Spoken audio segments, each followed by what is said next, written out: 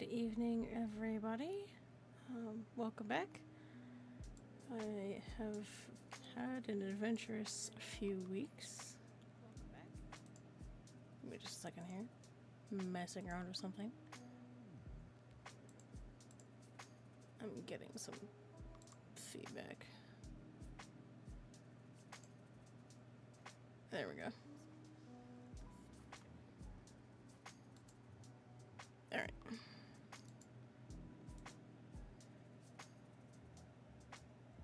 Yeah, I was hearing myself over on Twitch, so that was kind of weird. Hey, Joe. Welcome in. Thank you for that lurk. I appreciate you. Alrighty. And if anybody would like to post on Twitter, or X, I guess, feel free to snag that and post it if you like. Sorry, I'm a little squirrel brain tonight. It's been a little crazy. Like I was saying, it's been an adventurous few weeks, and I am home and mostly recovered from being sick. And tonight we're going to read some. So, yeah. For anybody that was not here on... When was my last stream? Oh, goodness. Probably last Wednesday where I talked about my trip. I don't want to rehash too much for anybody that was here then, but happy to answer any questions about my trip and what I was up to. The short version was that I was out in Wyoming for a youth group event with 60,000 people, give or take. Yeah, it was pretty intense. There's a whole dialogue about that on the stream from last Wednesday, so feel free to check that out, or you can ask questions in the chat if you're curious. I couldn't find my Yoda shirt today, so I'm wearing my Grand Canyon shirt. Grand Canyon shirt instead. Let me get my. Give me 1 second. I forgot to turn on my closed captioning. 1 second.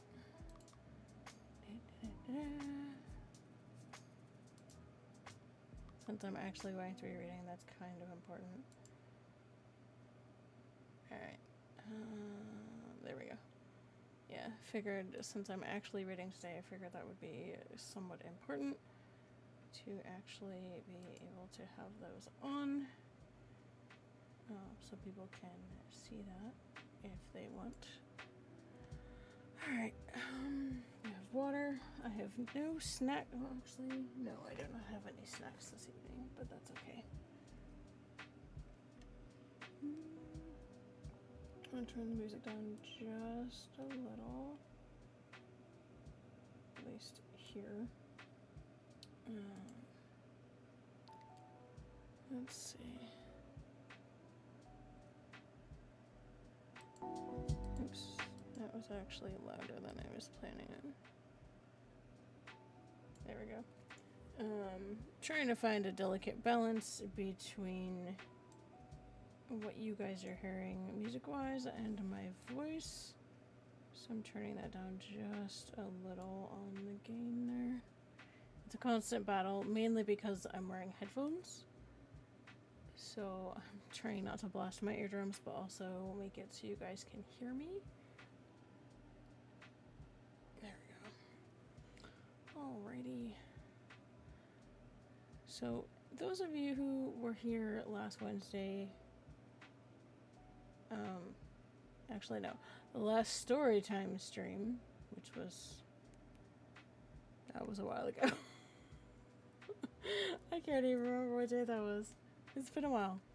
But those of you who were here for the last Storytime stream might remember that we read chapters 13 and 14 of Redemption. we're actually getting pretty close to the end. There's only 17 chapters, and we're going to try to get through chapter 15 and 16 this evening, depending on how I'm doing. I warn you now that random coughing fits may occur. Thank you, COVID. So I'm keeping water handy so that I have that to help with that. And I am just about ready to get going. So grab your snacks, grab your drinks, grab a blanket, and let's get cozy.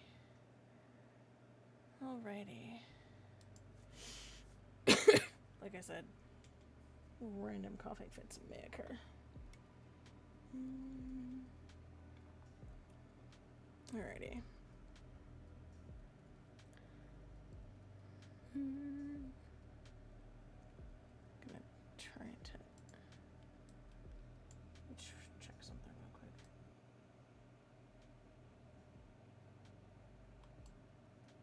Okay.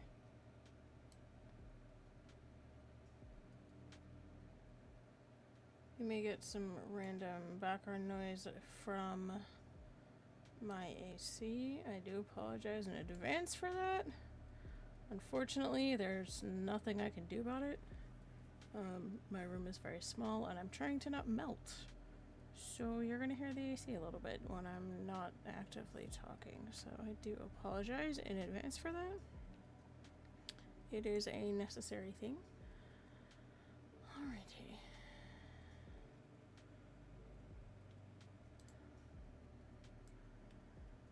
I'm moving some stuff around. Give me just a sec. Alright.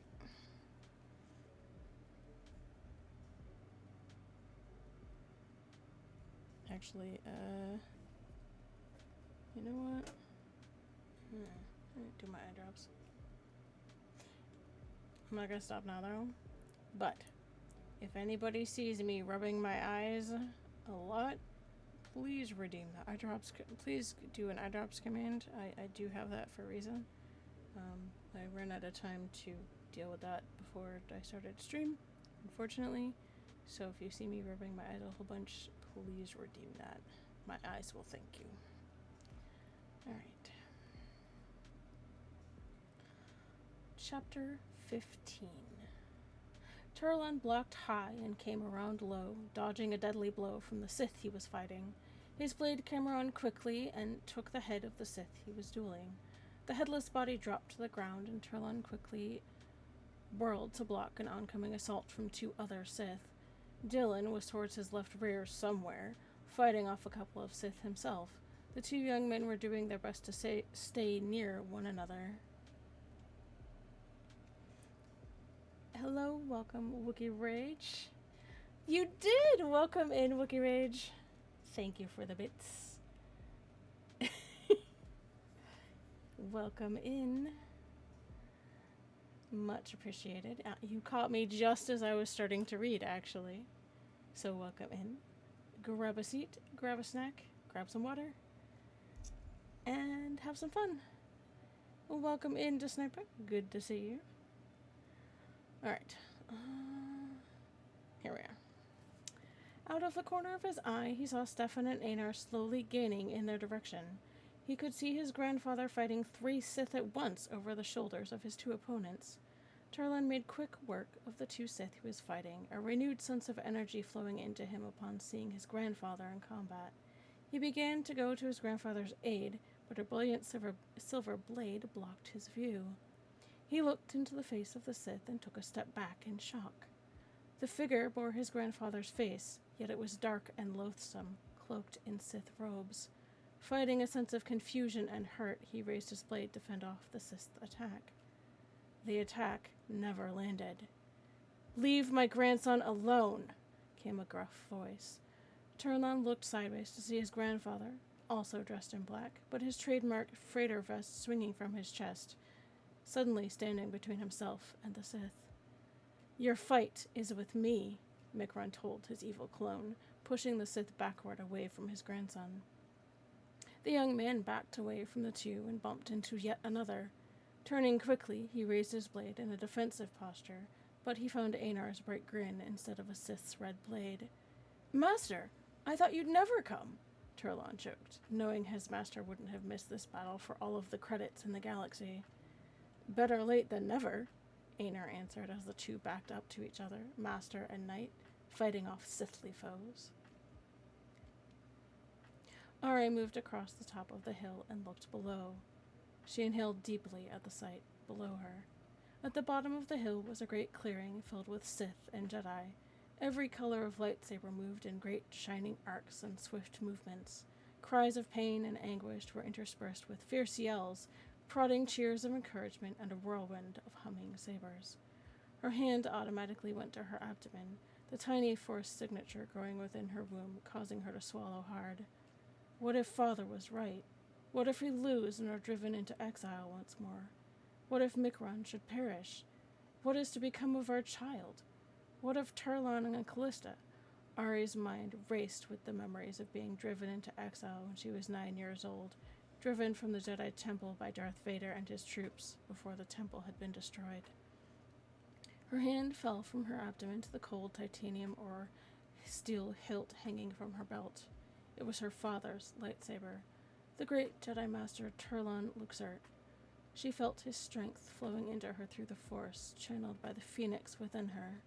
She set her jaw, her hand firmly grasping the hilt. I shall finish what my father began almost a century ago. The brilliant blue blade hummed to life once more. In the battlefield below, the rogue ducked a horizontal swing from his opponent and jabbed his silver blade in his direction, catching a minion off guard. Micron didn't flinch. The clone's blade whipped through an infinity arc before cutting in at Mick's neck. He caught the blow on the tip of his silver blade and swept it out in a wide arc. If the motion were allowed to continue, Mick's blade would be outside his opponent's in a split second. The rogue shot off his blade and lunged. The clone's lightsaber sithed through the air in the continuation of the parry, but the clone whipped it back in time to deflect Mick's reignited blade. Mick let the parry's momentum continue as he spun on his left foot and brought his right heel up in a roundhouse kick towards the clone's gut. There was no impact, and Mick snapped his silver blade back up above his head in time to catch a downward slash close to the hilt. Mick landed on the rogue's left and threw a left-handed jab while the two sabers locked above their heads.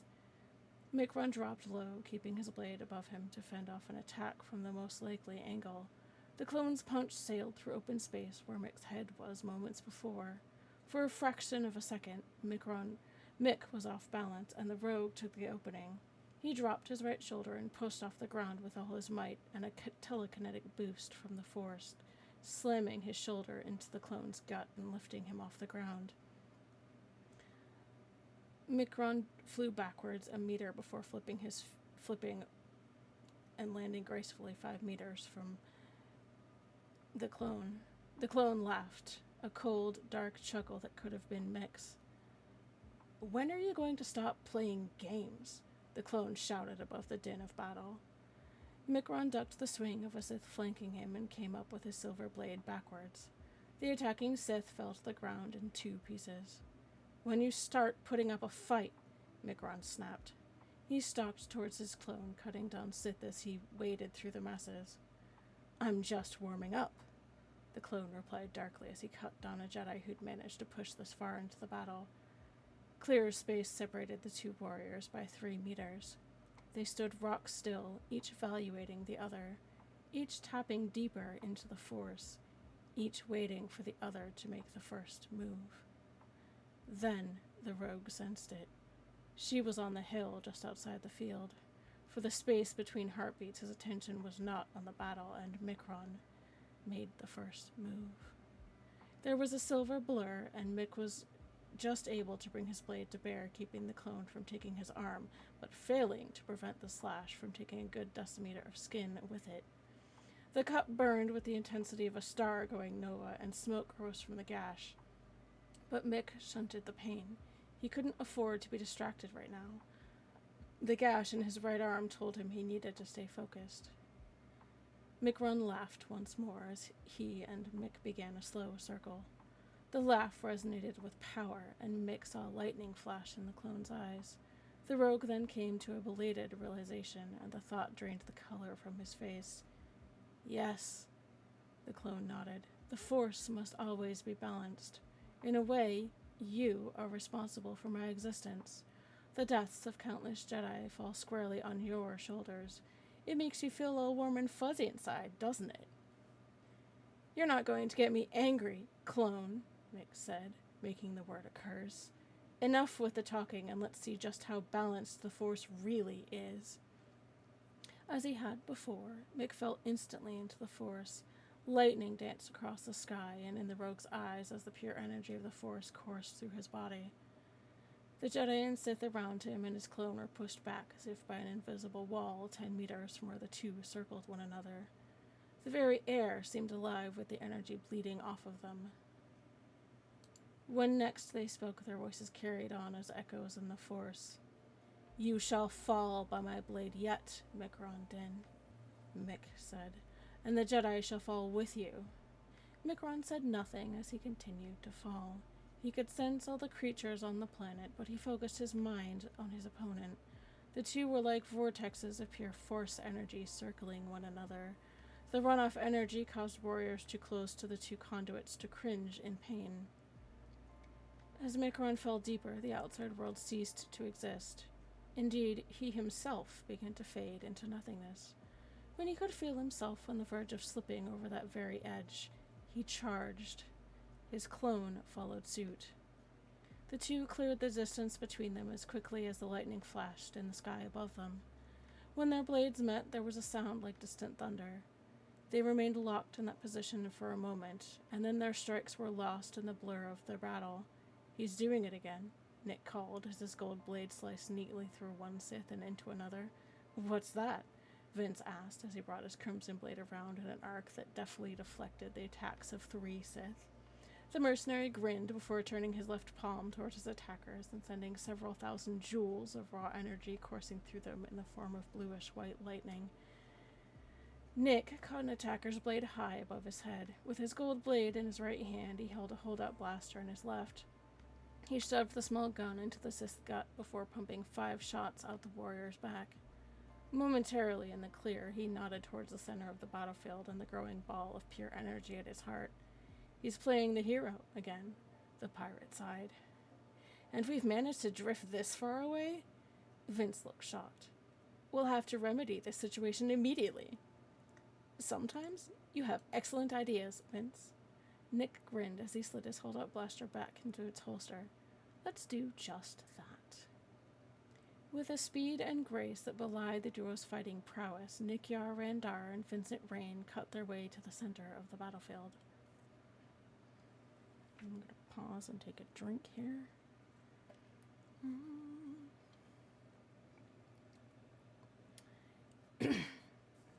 How long? Stefan asked as he knelt on the ground. Hours, Aenar said as the other Jedi and Jensari gathered with them. The ground around them was strewn with the bodies of Jedi, Jensari, and Sith, those that didn't survive their wounds. The shuttles had been going back and forth almost constantly, Dylan said as he looked over the field. I never would have thought. Never thought what, young one of the elder Jensari said as he lifted his mask, looking close to Stefan's age. His armor and robes bore as many strikes and near misses as Stefan's own, as did many of those gathered around them. Battles of this type I've only heard in story and song, Dylan told him as he knelt. Never have I tasted battle of this scale.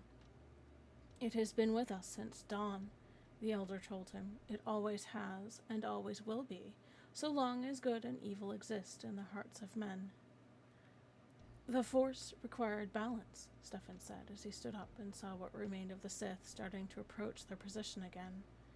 Dylan, the Jensari, and the rest stood with him as Stefan ignited his blue-silver blade and raised it above his head. And so it did with the fall of the Sith Empire. So it did with the Clone Wars. And so it does now. Waxing poetic, Jedi? The elder asked him as they stood side by side. You are so different from what we were told. You've never met a Katani before, Stefan told him as he brought his lightsaber to a guard position. My people's history was all about the battlefield and honor, an age of adventure that can sometimes still exist. even in this galaxy. Here they come, Dylan said as the Jedi and Jansari raised their lightsabers as one. Let the Force and your heart guide your actions, Stefan told all of them, for it is there where the battle for good and evil is decided. This is just an expression of that battle. He broke out into a run ahead of the rest, angling towards the Sith warriors, once more unto the breach. Ari had carefully positioned herself to avoid being flanked, her back against the hill and the 4 adepts slowly fanning out in front of her. Suddenly, Turlan and Callista were kicking 2 of the adepts away from her and knocking them to the ground. Both of them landed neatly beside Ari. I thought you might need some help, Grandmama. Turlan grinned as he dueled the Sith to the left and Callista took the one to the right, giving Ari a clear path between them. Go to your husband. You said you two cannot be separated or we will suffer the consequences, she called over her shoulder as she forced the Sith back away from the hill. Go, Grandmama. We will protect the hill and the med tents, Turlan said, swiftly taking the head of the Sith he was dueling. He turned on one of the Sith who was waking up and slowly getting to his feet. Ari nodded and quickly made her way into the swarm of battle, gaining ground on Stefan and Einar. She slowly made her way towards her husband, fending off random blows and attempts to engage her in a duel. I must get to him. Our love and strength are the only things that might save us today, she thought to herself, determined to reach Mikron, who was still dueling his clone. Stefan, Einar said over the battle's noise as he closed the distance with his friend. Ari's heading this way. She needs to get to Mick, Stefan said for himself as much as he did for Einar as they started clearing a path. Get as close to them as you can. He ducked the swing of one of the oncoming warriors, drove his blade upwards, and caught the man through the neck. With others coming behind him, Stefan took the Sith saber in hand and fought the 2 off with both blades. Einar had already made his way over and taken one of them out, and Stefan didn't waste any time taking out the second one. There's the wall of them, Ari said as she approached behind them. We can't waste time going through all of them. And you won't, Stefan told her as he dropped the Sith saber and shut down his own, turning towards Ari and cupping his hands. Come on! She stepped up into his hands, and Stefan used all of the strength he could muster, hurling her over the wall of warriors so she could reach her husband. In no time, he turned back around and drew his lightsaber, swiftly as the wall started to charge towards them. He stood at the ready next to Einar as the wall got closer before asking the question to no one. Who's first? When his right shoulder hit the ground, the impact dug a small trench about 2 meters long. The rogue sensed his opponent above him coming down at Mikron hard. He let the momentum carry him through a haphazard roll and planted his left palm on the soft ground. Mid-roll, the conduit pushed through the force, propelling himself 2 meters into the air and twisting to land firmly on his feet. The clone's blade cut deep into the soil where Mick had hit, and the clone quickly set himself for Mick's charge. No sooner had the rogue's feet hit the dirt than he raced towards the clone with blinding speed. Sorry, the spelling on these names is 1 letter different, so I'm having a hard time with the pronunciation. So I'm just going to call him the clone. The clone caught the blow on his blade, and the impact sent a rumble through the air. Mick's right hook, aided in power through the force, caught the clone on the jaw. He rolled with the punch into a twisting backflip, putting a good 3 meters between both of them. A thin rivulet of blood trickled from the corner of his mouth, and the clone swiped it away with his left hand. Instantly, the 2 met, blades crashing together in a blinding flash of incandescent light. To the untrained eye, a maelstrom of raw energy burned in the center of the battlefield. The sight was awe-inspiring to those who could see the warriors clashing amid the vortex of pure force energy.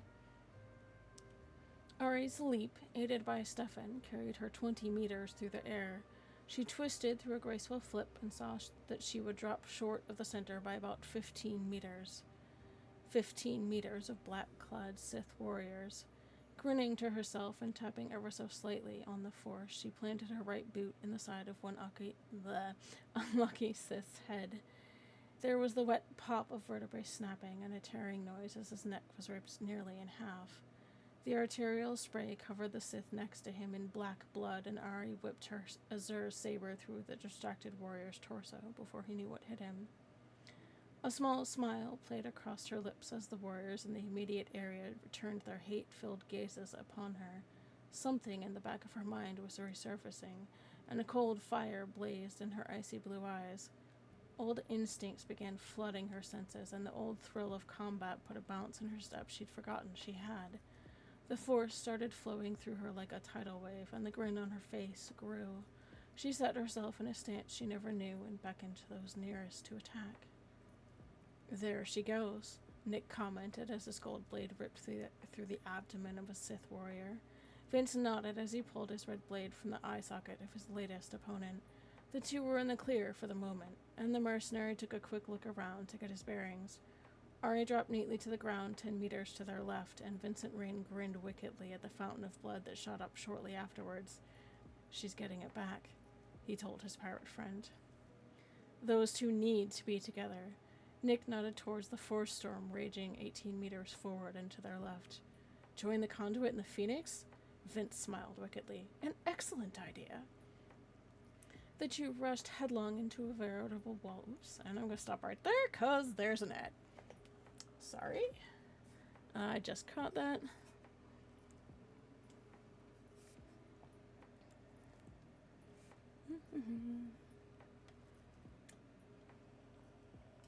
Alright.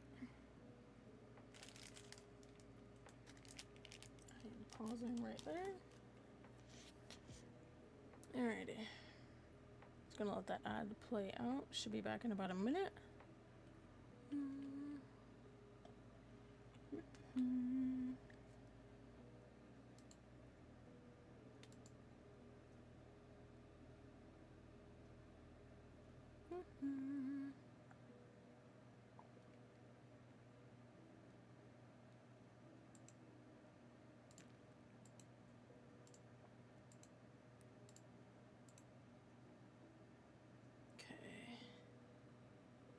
Alrighty. Yes, take the opportunity to get some water, get a snack, have a stretch. It's a great thing to do during the ads. I appreciate those who are hanging out.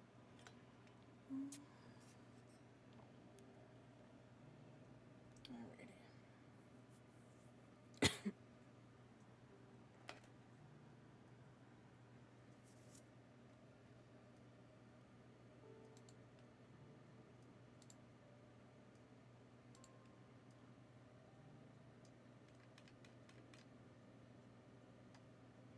Okay. Yes. And we're back. Thank you so much for hanging out through those ads. I hope you took the opportunity to get a drink of water, get a snack, have a stretch. I got some water because I need that. Alrighty. Let's see. I had to stop because I saw the ad. The two rushed headlong into a veritable wall of Sith, taking down 5 from their side of the formation before the warriors knew there was a threat. Nick ducked the swing of one warrior and brought his gold blade up from the poor Sith's crotch to his right shoulder before whipping the lightsaber to the right in a wide parry that deflected the attack of yet another. Vince took advantage of Nick's sweeping strike and lanced the occupied Sith through the heart. Smoke rose from the wound as arteries vaporized, and the warrior began a slow fall to the ground. Before the corpse hit its final resting place, Vince scythed his crimson blade through the neck of the next Sith in his path, and then pushed the body forward with the force. The headless corpse barreled over 3 Sith warriors, and the two now had a clear path to Ari. 5 Sith were currently engaged in a duel with her. In her mind, she tagged them by the color of their blades: green, blue, purple, orange, and yellow. Yellow stumbled forward as what looked like a headless body slammed into his back, and Ari flicked her blue blade through a tight arc that took the top 7 centimeters of his skull. His body dropped the rest of the way to the ground. Then Orange came at her. She caught his sweeping blow with a backhand parry and planted her left boot in Purple's chest as that warrior joined his comrade. A gratifying crack sounded over the din of battle, and Purple's face soon matched the color of his blade as the air escaped his punctured lungs. Ari brought her blade back to center, tracking a thin line across Orange's stomach and catching Blue's blow close to her hilt. She rode the energy weapon down to the warrior holding it and dropped her shoulder into his chest. Blue flew backwards and was impaled by Green's blade. As Green shoved Blue's dead body away from him, Ari swept her own blade through his neck. A look of shock crossed his face before his head rolled from his shoulders and hit the ground with a wet thud. Nick and Vince were at her side then, and the two grinned at her broadly. Blood covered both of them from head to boot, and she was sure that some of it was theirs, but the smiles on their faces told her they were fine. "Glad you could join us, Your Highness," Nick Yar cracked. "Indeed," Vince agreed. "Allow us to escort you to your husband." My. Ari let her left hand flutter to her chest in a gesture of girlish embarrassment. "What fine gentlemen the two of you are." Nick and Vince just grinned more as the three of them plunged into the wall of Sith between them and Mick Rondin. The outside world was a blur of sensations, a muffled cry here, a shout of joy cut off prematurely there. Jedi, Dathomiri witches, and Gensari fell by the dozens, adding their bodies to those of the Sith that lay strewn about the battlefield. But to Micron, none of that mattered in the moment. With each passing moment, the rogue fell deeper into the Force. He could feel himself slipping as he fought on with his clone. The battle required all the power he could summon, and more. And in the part of him that was still human, he knew that if he kept going as he was, he'd be lost to the Force forever. All of this flew through his mind in the space between heartbeats. His arms moved his argent blade on an intercept course for his clone's blow, even as he lashed out with a sidekick to the clone's gut. The rogue's blow sailed through the air, missing by bare centimeters. For a brief moment, he was slightly off balance, and the force push from his clone sent him flying. He went with the momentum and twisted into a corkscrew flip that landed him amidst 3 Sith warriors. The poor fools were dead before they realized he was even there. Again, he hurled himself at the clone, and the 2 conduits battled for their lives. As the fight pressed on, Mick knew his time was running out. He could either surrender entirely to the Force and continue the battle, or remain on the ledge and risk losing the fight. He knew his clone was thinking the same thing. The only question was, who would go over the edge first? And then the rogue sensed it, and he had his answer. Bursting through the line of Sith 5 meters to his left was the Phoenix, in all her glory, flanked by 2 of the finest rogues Mick had ever known. Mick Rondin smiled inwardly as he parried yet another vicious blow. The shockwave rippled through the air and shook the ground. With his wife, the Phoenix, by his side, he could remain on that ledge, and then maybe they could defeat the Sith. One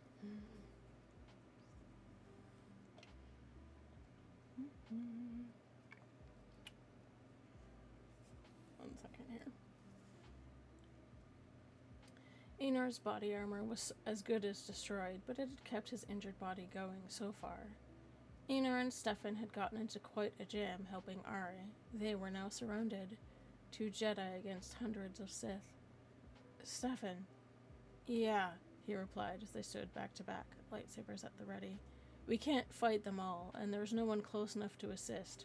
You noticed that, yes?" "Yes, but we can't give up. If we are to fall, we're taking them with us," Stefan replied firmly. Einar took a few deep breaths and shut off his lightsaber. "No." Stefan turned slightly and looked at him with a questioning glance. "You're going to see your grandchild," Einar said as he placed his palms together before him and drew on the Force. Blue bolts of energy started to form and formed a double helix around his hands, and then he opened his palms. Blue energy engulfed his friend, sending Stefan flying through the air with the aid of the Force and landing him on the other side of the battle, a more strategic position. "Why are you doing this, Einar? Bring me back!" "You must survive. I'll do my best to do so from over here. However, it's been an honor serving with you, my friend." Einar let his hands fall to his belt and grabbed 2 thermal detonators. "Let's do this." Ari's blade tore through the 2 Sith in front of her in perfect form, taking the right one's left shoulder and the left one's head. She looked and found her husband only a few meters away, but another Sith blocked her way.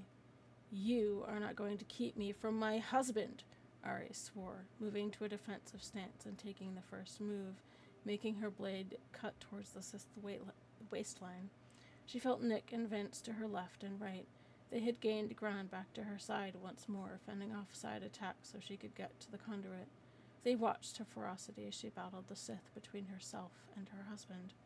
"I do say, old boy, we may win this thing yet," Nick joked in his Worth Boston aristocratic imitation. Turlon and Callista were fending off small waves of Sith adepts who had broken their master's promise not to attack the wounded. Turlon had seen them coming a mile away, a look of evil pleasure playing across their faces as they approached the two younger Jedi. The med tents lay just over the hill behind them, and they knew they had to protect what med technicians and droids were treating the wounded Jedi. "Callista, I do believe we have visitors," Turlon joked, moving his blade in front of him and his friend. "Too bad visiting hours are over." Callista joined him, her blade moving beside his as they prepared to take on 7 Sith adepts trying to get over the hill. As they moved, a familiar form joined them, the red armor and green blade instantly familiar to them. Ari's quick work on the Sith opponent found her within reach of her husband. His clone was giving a hard time, their blades crashing with great force into one another and forcing each other to lose ground in either direction. She set her jaw and moved towards him. Mick felt her immediately. Her back pressed against his, and he felt the warmth, the power, and the rippling back muscles as she moved her blade to ward off attackers. "Thought you'd never join me," Micron said. "And what, allow my husband to die? What good is a child, all the children in the galaxy for that matter, if there is no father to raise her?" Ari replied, her blade ripping an adept's legs out from under him. He did not reply. He was still entangled with his clone. She found herself, her back to his, in a clearing, a brief period of rest as the Sith warriors moved outward towards the remaining Jedi, forgetting the conduit, their Sith master, and the Phoenix. "Father, this is for you." Ari's mental message began as a ripple in the Force, steadily growing in strength and size as she fell deeper into the Force, drawing on the Phoenix to channel the energy. Stefan saw it before it happened. The growing blue light from the center of the battlefield. The massive energy wave that began to extend outward as if ripples upon a still pond. He knew this was Force energy in the raw. He felt the ring pass through him, waist level, giving him a renewed respect for the Force. And then he saw it. The giant bird of the Phoenix let out a cry that would have made Koshakian banshees shudder. The shrilling cry was more than the cry of a lost soul. It was the cry of two forces joining into one. She gave her all to the Force, falling as deep as the Phoenix would let her. She felt the energy leave her body in the form of the great fiery bird, exploding into its raw form high above her head. It had several hundred smaller bird forms under its wings. She watched as they began to fan out. Einar smiled to himself as he continued to fight off as many Sith as he could. When the little fiery bird descended upon his head, sending massive waves of renewed energy from the Force into him, it made his movements more fluid and in tune with the Force. Turlon, Callista, and Zan feared the worst when a fiery bird settled above each of their heads, giving them energy and strength. "Grandmother must have fallen," Turlon breathed in shock. They could not see the other Jedi on the battlefield beyond the hill, each with their own fiery bird above them, giving them energy and following their every movement, increasing their speed and making their actions fluid. So they assumed that Ari had died in battle so the Phoenix birds could join them, her grandchildren and her kin. Slowly, all over the battlefield, the tide began to turn, and for once, Sith started to fall in battle instead of Jedi as it had been all morning. Micron felt the great bird dive into his chest, the conduit and the Phoenix joining in a dance of fire and light within him. His strength, power, and actions, his mindset. Mick turned his eyes upon his clone and thought he saw his clone shudder briefly in fear. Now we end this once and for all. Micron breathed, a whirlwind of force energy radiating from his body and overflowing from his blade as he moved to attack his opponent with renewed strength. Ari lay on the ground, weakly holding her head up enough to watch her husband a few feet away, fighting off his clone. The two become one, she thought, as she watched the fire and the light chasing each other within her husband and bonding together into what appeared to be the beginning of a supernova, but within her husband's body instead of a star system. She continued to watch, unable to move. Her body felt like iron on the ground, and it took what strength she had to hold her head up to watch the battle. She couldn't feel the child within her, but then again, she couldn't feel her legs either, or her arms, her chest, her face. She felt numb to everything. The phoenix had left her body to join with the conduit, and smaller parts of the great fiery bird had joined every Jedi on the battlefield. But they had left her weak, helpless, drained, and unable to move. She watched through her haze as the clone finally fell to the ground, dead. When Micron turned, she could see the fiery, white-hot light glowing from within his chest and his eyes. When he fixed his gaze on her lying on the ground, the light faded, but not from his chest. He knelt beside her and moved a strand of hair from her face. "Help the others first," she told him weakly, shutting her eyes in relief and laying her head back. "I love you," she sent to her husband as he began to move towards the wall of Sith that was keeping Stefan and Einar at bay, as well as Nick and Vince, who had gone to attack the back of the Sith wall. To describe the feeling that had washed over him was indescribable. There was nothing in basic, Katani, or any other language that Stefan could use to put it into words as he fought with a renewed spirit. "They're pulling back," one of the Jensari yelled over the noise the Phoenix had made, combined with the clash of lightsabers. Stefan threw his torn and tattered robe to the ground as he looked to where Einar had thrown him out of the fight. "This is our chance," the Jensari elder said as he closed the distance with Stefan. "We cannot waste it." "And we won't," Stefan said as he looked over the line. The Sith were pulling back, having taken many more losses in the few moments he had last seen the line, before he had hurled Ari to her husband. And that was when the explosion sounded over the group of Sith warriors, around the area where he had left Einar. "Give me 3 warriors," he told the group. "The rest can encircle the remaining force, but give me 3. And 3 approached, a Jensari, Dylan, and a fellow Jedi. Stefan turned to look at the area where Einar had been. The feeling he was getting from the Sith around him was death and disorientation. He had used the detonators as flashbangs. "Let's get our own back." Einar felt warmth fill his entire being. The great bird of the phoenix circled above him, sending him strength through the force. He gasped as he felt the power. Oh no. His eyes burned with power as the strength and power of the dark side filled his being. Power crackled between his fingertips, and he looked up at the Sith gaining on him. They grinned. "Welcome back, fallen one." Einar felt fear and cold crawling across his skin. "I can't do this again." But he could use the power to kill these Sith and win the battle. After that, he would rid himself of the power. He bit his tongue and concentrated. "No! Stop! No!" He raised his hand and sent tendrils of force lightning into the ground, volley after volley, burning the ground and draining the newly gained power from his being. The fire faded from his eyes, and he felt the pain in his body returning as the Phoenix's power left him. He couldn't ever taste that much power again. The temptation was too strong.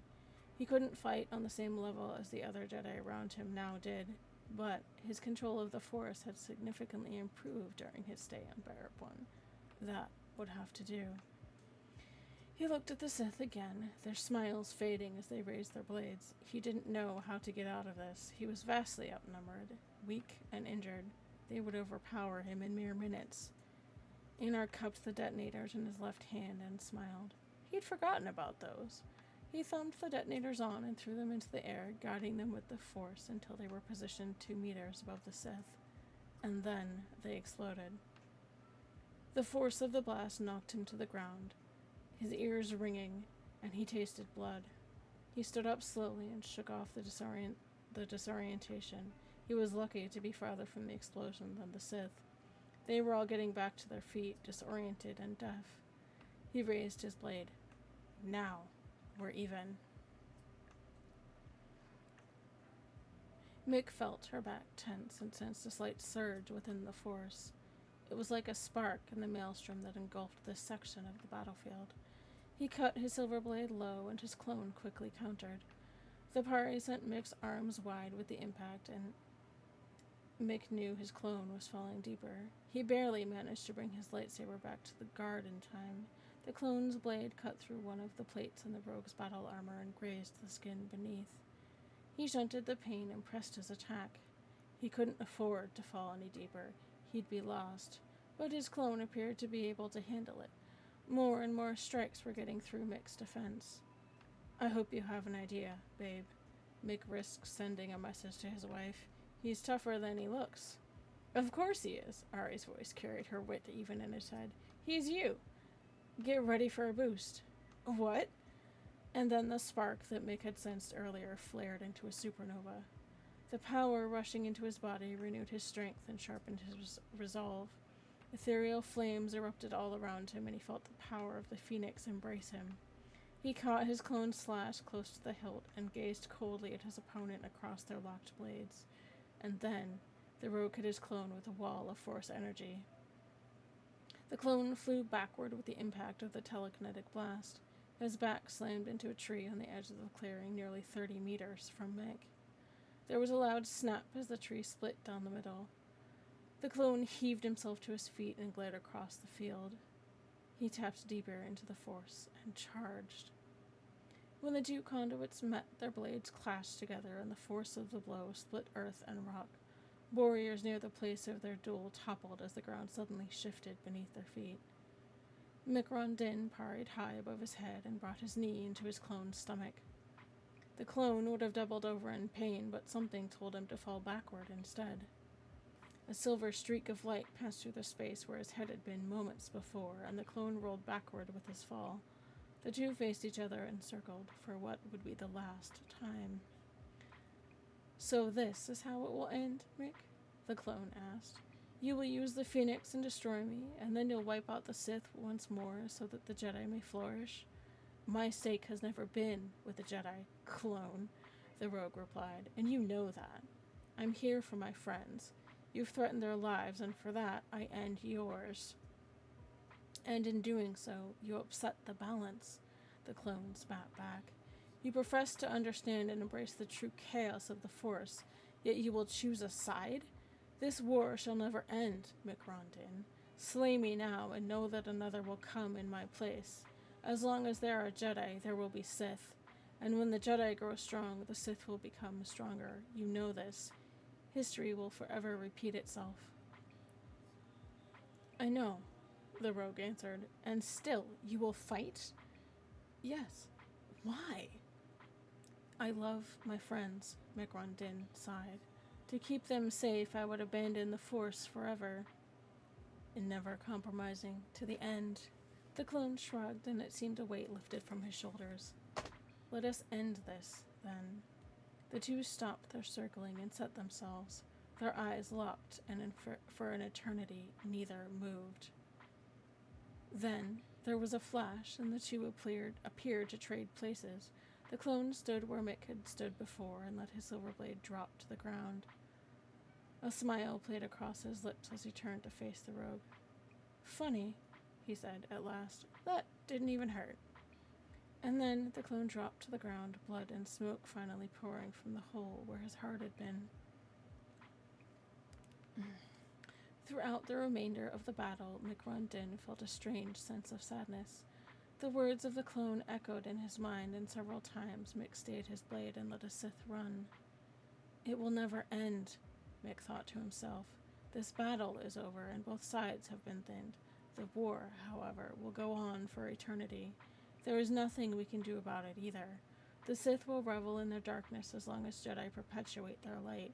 These sides will forever battle as the Force seeks its chaotic balance. The only thing I can do is be here, and I will be. I will not choose sides in the Force. I shall continue as I have for as long as I can remember. I shall fight for my friends and my family, for, in the end, they are more important to me than the Force. Strong arms lifted her and held her close to the sound of a beating heart, so close and yet almost deafening. She opened her eyes briefly, summoning all of her strength to do so. She believed it was her husband's arms that she was in, only to find the determined face of Brink Cadre looking down at her. Ari, Mistraka Arun, thought I'd lost you again for a moment. You're getting pretty good at that little trick. Brink's voice reached her ears over the deafening battle in the background. It isn't a trick until it's been done 3 times, she murmured the Koshakian proverb. A deep, grunting laugh rumbled in Brink's chest as he held her close.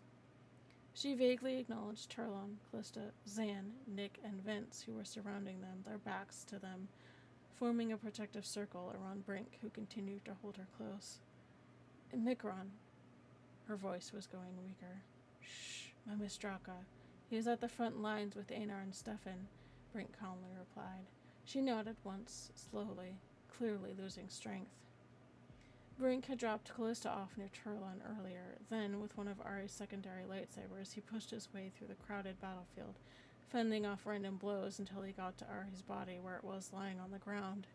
He had found Nick and Vince fending off would-be attackers and had quickly scooped Ari up in his arms. She was his sister. He loved her. They were the last of their kind, the last of the Koshakians. Turlon has proved himself in battle, Miss Draka. You would be proud of him, Brink mused, his smile flashing in Ari's blurred vision. An awkward colt often becomes a beautiful horse, she replied, smiling to herself.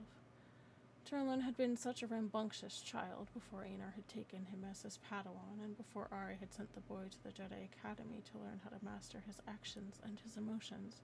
She smiled at the thought of the fine young man he had become, tall and strong, handsome and fearless.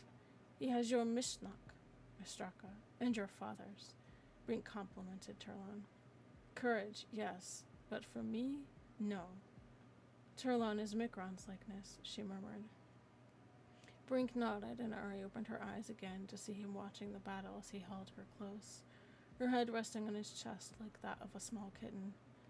Drihar, this Kaga is going to be the end of us all. It already has been the end to so many lives here today. She tried to breathe deeper but found the strength she once knew as the phoenix gone. Yes, many brave warriors have died in this war, on this land. Brink's voice was distant and almost non-existent as his dark eyes watched the clashing sabers between Sith and Jedi. He knew Ari's native Koshakian words were very true. Brink, my Drihar, I need my husband here, she managed after a moment. He'll come. Give him time, Brink replied. I remember running through the wet grass, falling a step behind, both of us never tiring, she breathed, remembering being a child on Koshak with Brink. Desperately wanting to win, that's what you were, my Miss Draka. Brink's deep voice rumbled in his chest as he laughed. I need Mikron, she breathed. She felt cold and numb the way she had a year ago when she'd risked her life and soul to bring Stefan Card back from the purgatory between this world and the nothingness of the Force. She feared her selfless exertion of the Phoenix upon every Jedi on the battlefield would cost her life, permanently. Turlon, Callista, and Zan are here, as are Nick and Vince. Brink tried to stir Ari's interest, but her eyes kept closing. Keep them away from me. Keep everyone away. I only want Mikron. No one else. Ari's faint voice argued. Brink looked down in his arms to find Ari's breathing much slower than it had been. Miss Draka! Ari! Damn it, woman, talk to me! You'll not be dying in my arms today. Your father would have no such thing, and I would not hear of it either. This is not a good enough death for Master Luxert of Koshak, the High Guardian's daughter. Brink's voice was cold and determined, but loud, and Brink's native brogue accent flared. What death will ever be good enough for me? Ari's reply came after a long silence that nearly caused Brink to shake the living daylights out of the frail woman he was holding in his arms. Aye, there's me, girl. Brink's brogue accent returned. Ari's smile upon her lips told him she approved of hearing the Kashakian words in their native accent. Brink had spent years trying to hide his brogue, but now he let it slip in hopes it would draw Ari's attention back to his face and voice and away from the warm feeling of sleep in which she would never wake from. Come on, Mestraka, stay with me a while. Your hero returns. Brink's voice commandeered her attention, and she opened her eyes again to see Mikron kneeling beside Brink's embracing arms. Mikron was covered with gashes upon his arms, minor wounds he'd endured from the thousands of Sith he'd fought. His black clothing was torn in places and dirty. Sweat dripped from his brow and covered the back of his neck. His hair was moist, and dirt lined his sharply etched jawbone and cheeks. His breathing was heavy and quick, his brow set in a firm stare, his eyes dark with determination. He looked every bit like the returning warrior from childhood stories. Give her to me. Mikron's voice was low and deep. Brink handed her over, and Mikron took her in his arms, lifting her as he stood. Her hand barely touched his face in a loving caress before quickly dropping to her side. He knew he would lose her soon if the Phoenix did not return and give her body back the strength. Nope, and I'm going to stop right there because we're in an ad. Sorry. I get in a groove. We're going to wait that one out.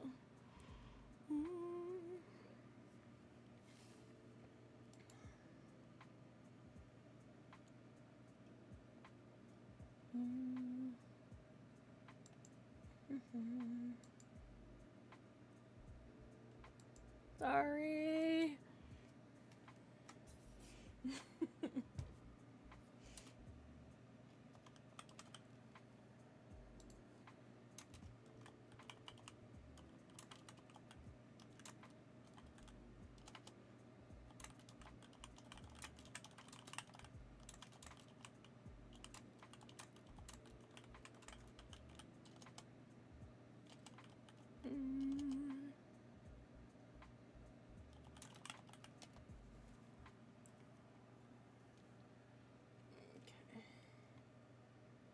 Got 20 seconds and we'll be back from our ad break.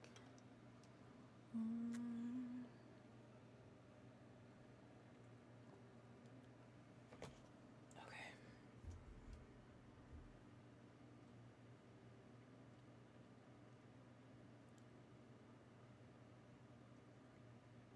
And we're back.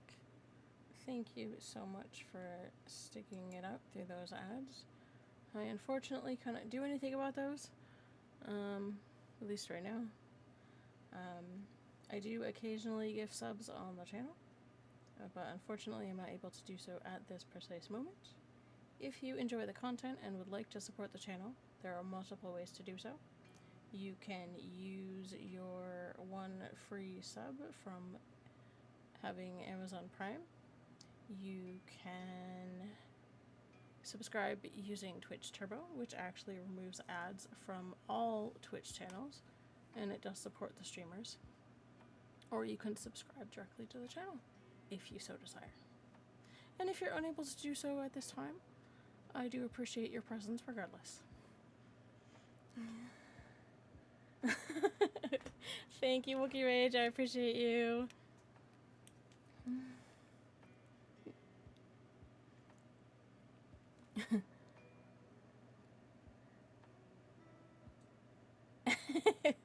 Yes, I do like to try and remind people of that.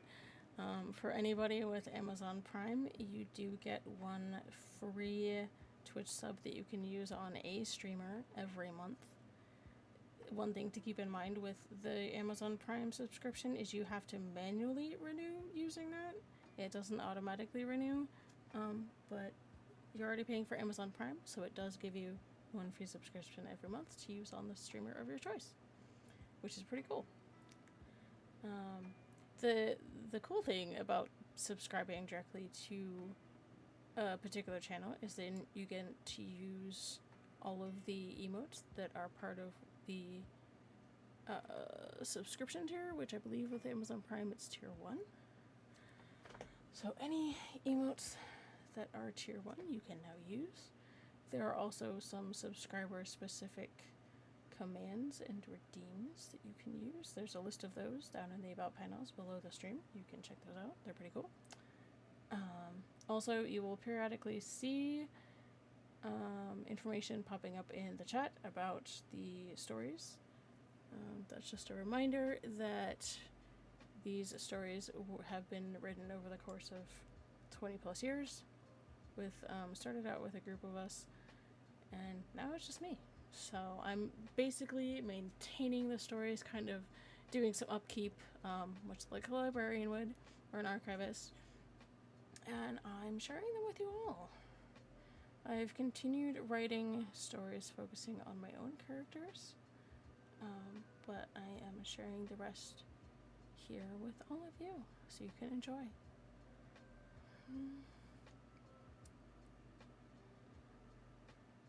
Okay.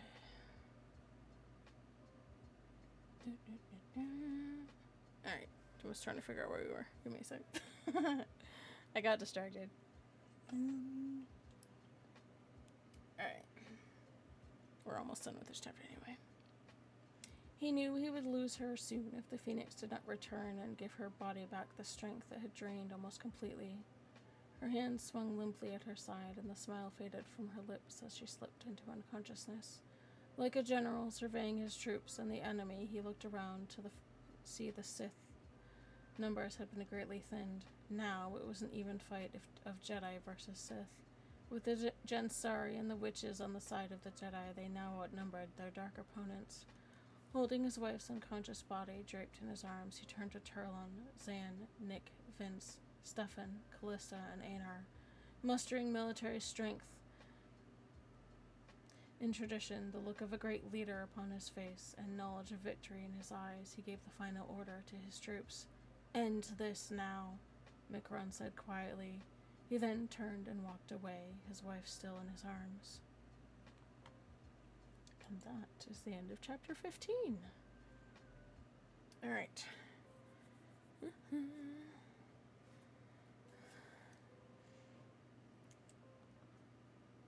Chapter 16. Callista and Turlon parted, allowing Mick to exit the circle they had formed. Callista glanced briefly at Zan and then turned back to Stefan, who was giving orders. There had been only one time when Stefan had heard that order, when the battle between him and Won Kartega against the Koshakian Sith warrior Maringeris, and when Mick gave that order, Stefan could only take it one way. It was time for the gloves to come off. "We've whittled their force down enough that we have the advantage of numbers and have them surrounded," Stefan said as he turned and led the group away, leaving Mick alone with Ari. "We close in the circle and keep drawing it tight." Minutes passed like hours as the battle rolled to its conclusion, and what a costly one it had become. Stefan walked along the field to survey the chaos, and it was the most unpleasant sight one could ever see. He was a warrior, sure, and he knew his duty, and was responsible for a great deal of this, but he could still never get over the sight of it. There were friends, comrades, and enemies wherever his head turned. Jedi, Sith, Jensari, and Dathomiri witches. Over the past several days, they had all paid a heavy price for what was required to make things right. The Jedi had lost at least half of the Jedi Knights and Masters that had composed the Order. The witches and Jensari also lost several of their warriors, but the Jedi had taken the bulk of the losses. It was a sight that would be burned into his memory forever. He wondered if the thoughts he was having were the same as those that his ancestors, along with his fellow Jedi, had thought through the ages. He left the scene and looked after those who had survived but were wounded as healers tended to them. "How many more do we need to move?" he asked the person walking up behind him, knowing it was his son. "These are the last ones," Renia said as he stood beside his father. "The critically wounded already left the system for treatment. After we carry the ones here to the ship, they've said we could leave any time." Stefan nodded as he rested there for a moment. "You and Dylan go with the wounded. Tell your mother and sisters we're all right." "What about you, Father?" Leave White Squall behind, Stefan told him as he turned around.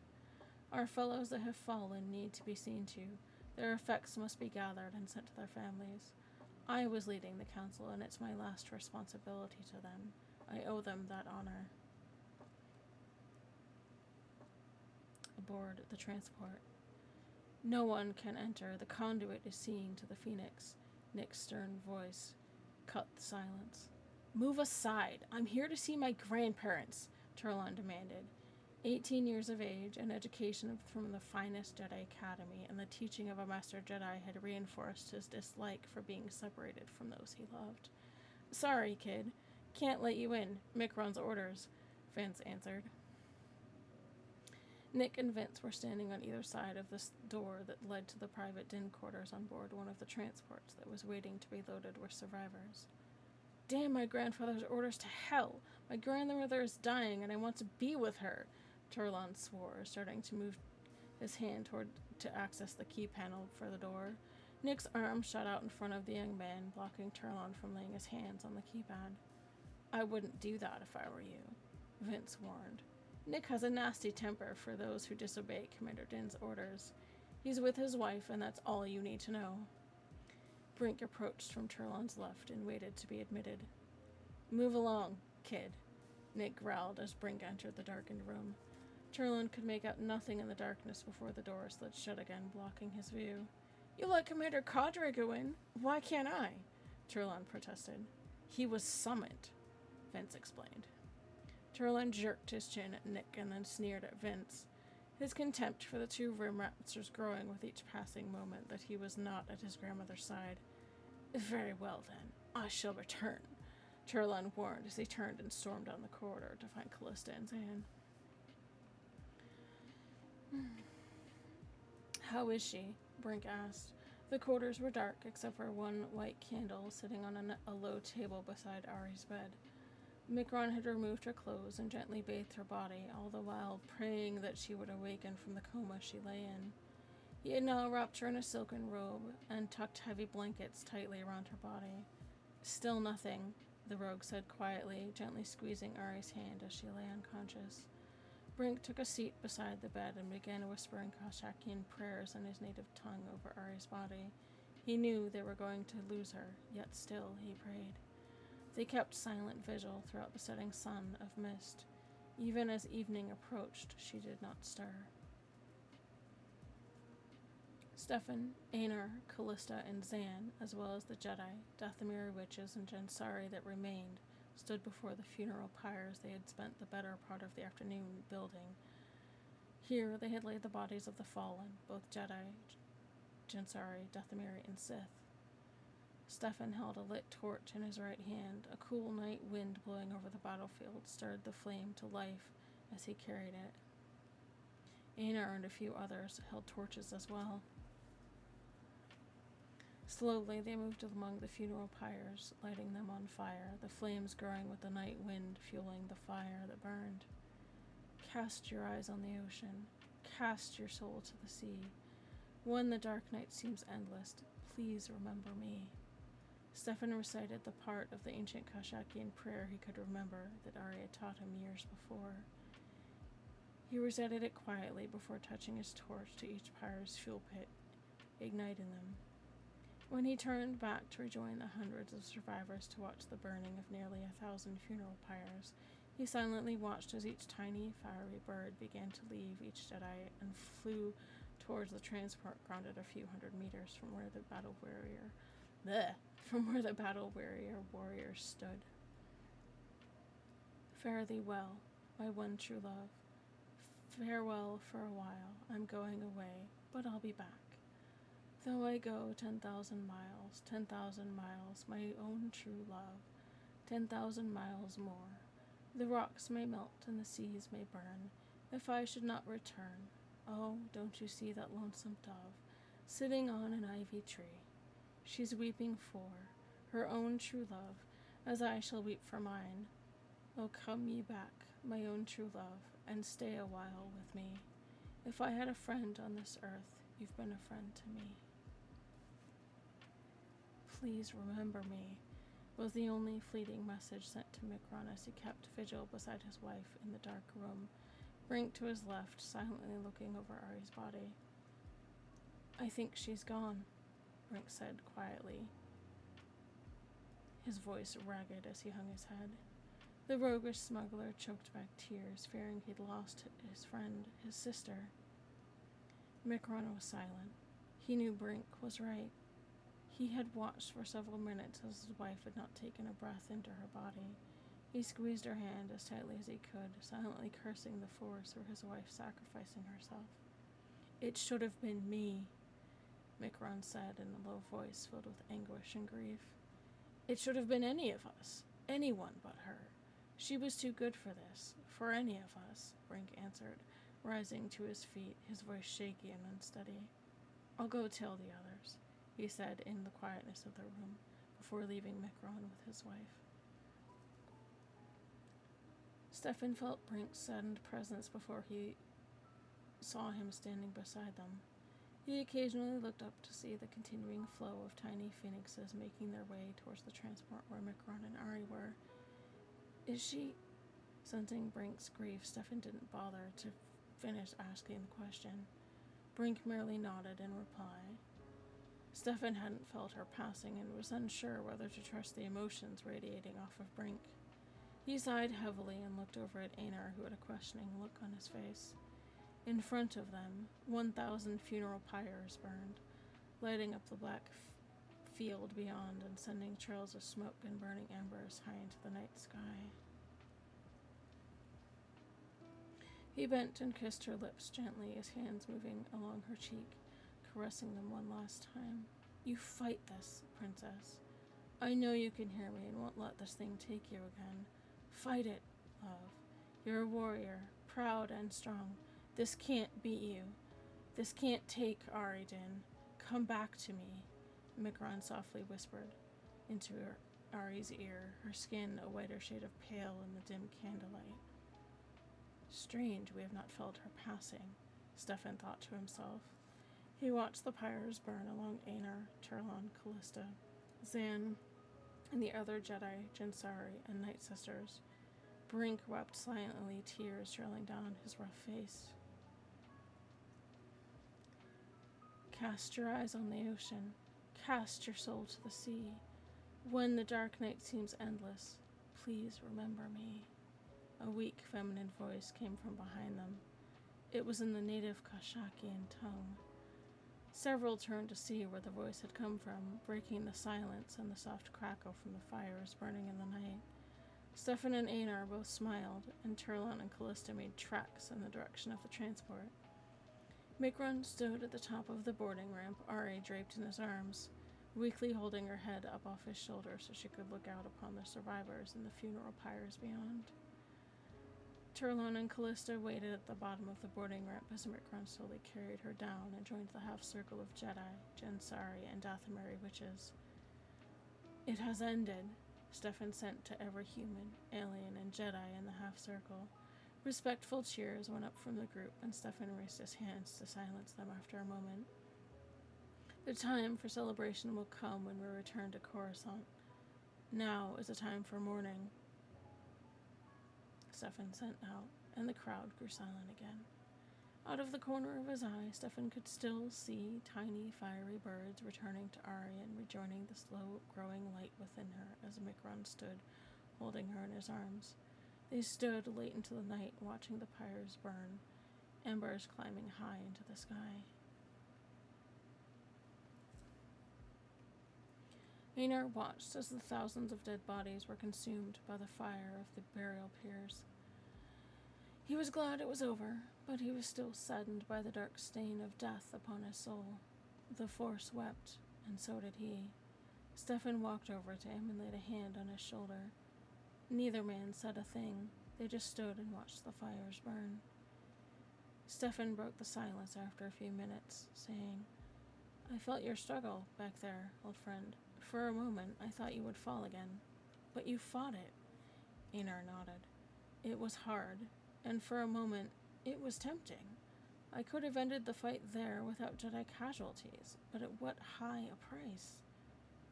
Yes, the dark side clouds our judgment, but you pulled through, and I'm proud of that. Looks like my little stunt a year ago helped, Stefan said, with a grin. Einar smiled. Yes, my friend, it did. But now I know I can never taste that much power again. The phoenix may be a great power of healing, but for me, it's darkness. Stefan nodded and motioned for Einar to follow him back towards the transport. It's time to get back. Einar started to follow Stefan back towards the camp, limping. He didn't want his friend to see him in pain. His lung had been punctured again, and something was bleeding inside. He was holding on with the help of the Force. He needed to see Callista soon. Ari couldn't help him anymore. Sorry. I'm strimping. McRon carried Ari up the Firebird's ramp and gently set her on a bunk inside the main cockpit he had arranged so his wife could be near him on their flight back to Coruscant. Brink followed behind them, took the co-pilot's chair, and began warming up the Firebird while McRon made Ari comfortable. Are you all right, Princess? Do you need anything? McRon softly asked, pulling a blanket up around Ari's waist and legs. No, darling, I'm fine, Ari murmured. She was still a bit weak, but was slowly growing stronger. McRon smiled and moved a strand of her dark curls aside.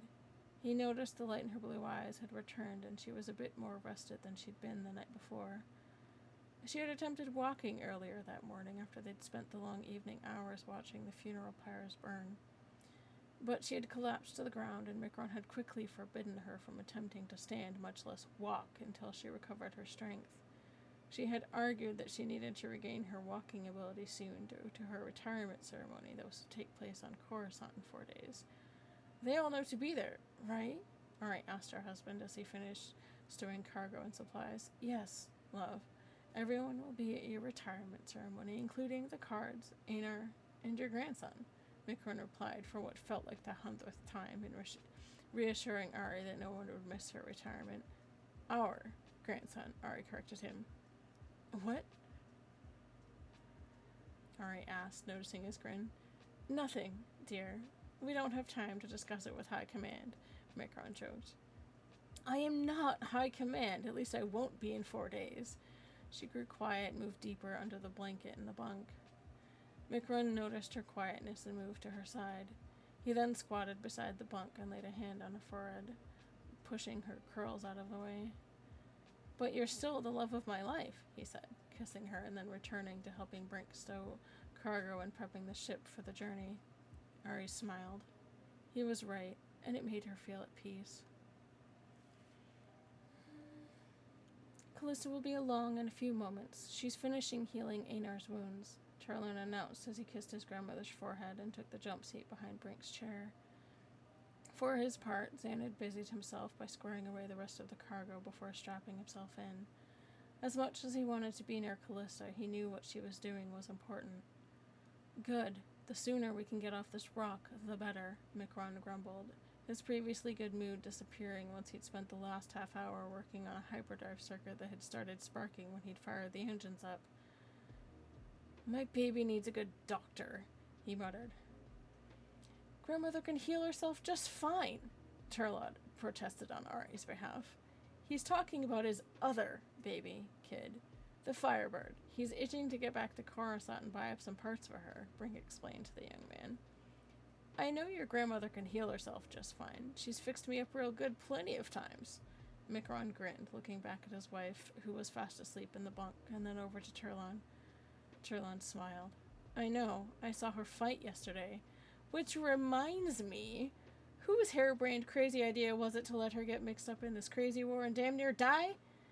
Micron asked in his most roguish voice, his gaze turning to Brink sitting in the co-pilot's chair. Hey! Don't look at me! I'm just her best friend. Talk to your grandson and the girl about letting Ari join the fight, Brink protested, his hands raised in front of him. Turlon's eyes went wide when Mick's gaze slid to him. Don't sweat it, kid. Ari's too hard-headed to listen to anybody, even her own self. Brink covered for the young man. Micron gave his grandson a grin and turned back to the controls. Next stop, Coruscant, he replied. Oh, sorry. I'll pause here and take a drink. Alrighty. Einar limped into the medbay, hardly staying on his feet. Callista. He swayed as he reached one of the cots, and she rushed to catch him as he fell. She supported him with a force and levitated him onto the cot, lowering him gently. Master, are you all right? She asked worriedly. Einar had already passed out on the bunk, his breathing shallow and weak. She carefully began removing the body armor, and she could see that he was quite a wreck.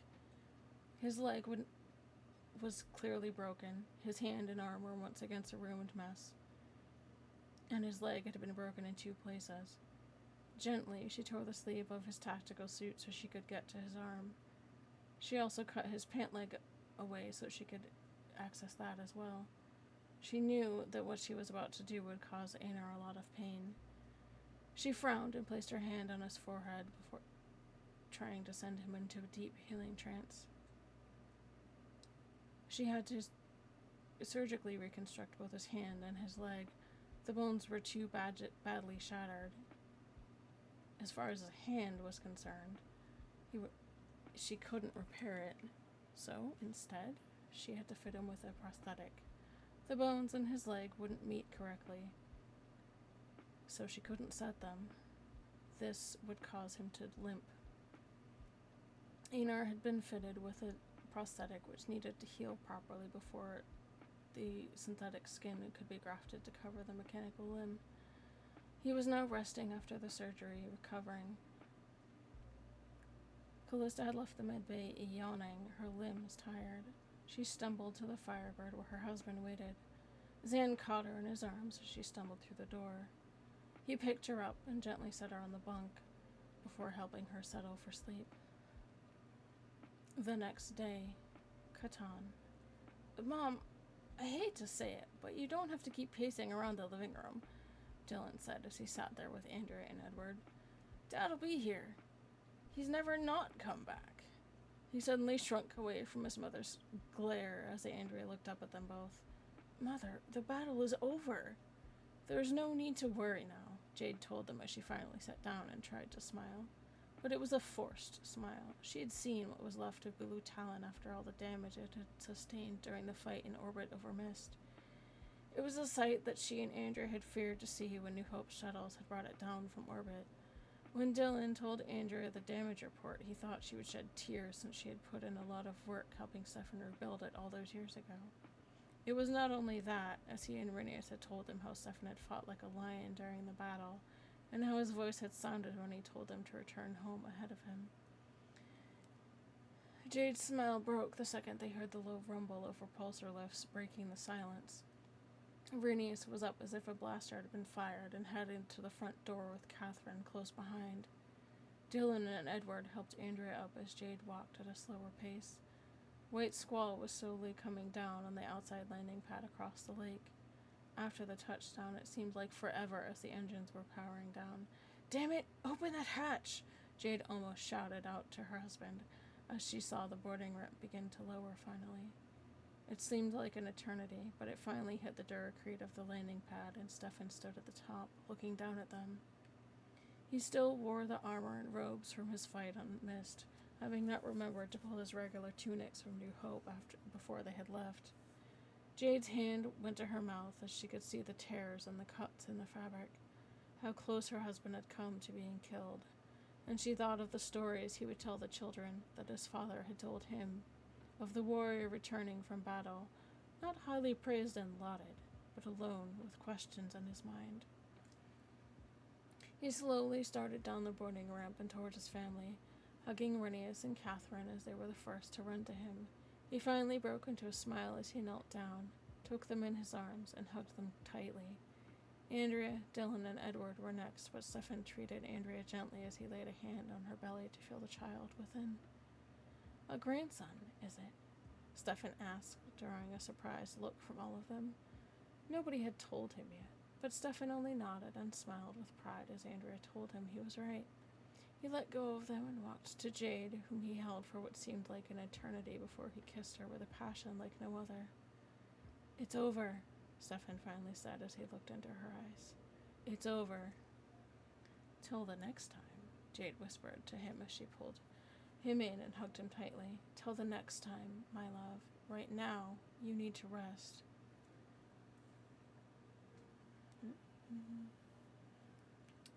Mist. A strange feeling washed over Mick as the Firebird lifted into the misty sky of Micron's surrogate homeworld. Before him lay the tattered and torn battlefield, lit in the dense fog by hundreds of funeral pyres. Out of the thousands of Jedi who had fought in this war, scarcely 200 remained. And the Sith, there were a little more of them, but they had all fled, and it was doubtful that any of them would be joining forces again any time soon. But none of what lay before him seemed to be the cause for the strange feeling flooding his mind. "Quick course change," Mick said aloud, and the others in the cockpit looked at the rogue with questioning glances. "I have a strange feeling." He shrugged. "This won't take long." Brink shrugged, and Ari appeared to be napping. Trellon and Callista were too busy talking to notice the odd behavior of one rogue. Gently, he nudged the control yoke forward, putting his ship into a shallow dive that had him skimming the tops of the trees in no time. He flew by instinct and followed the feeling until he was right on top of the source. He opened his eyes and looked down. Through the mist, he could just make out the giant transparistale bubble reaching up through the surrounding wilderness. Home. The word came unbidden to his mind, and 1,000 memories rushed to the forefront. And I'm going to stop right there because we're in an ad. Sorry.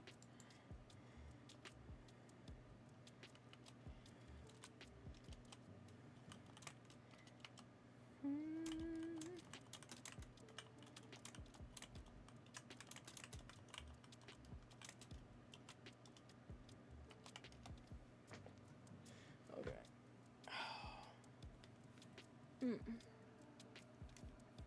Yes, grab a drink, grab a snack, have a stretch, get up and walk around, take a bathroom break, whatever you gotta do. That's what the ad breaks are good for.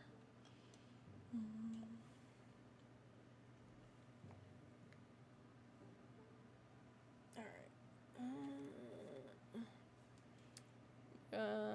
35 seconds. Taking the opportunity to stretch, because I tend to shrimp and slouch.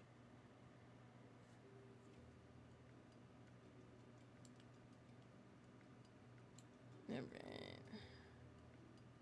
We got 15 seconds and we'll be back from our ad.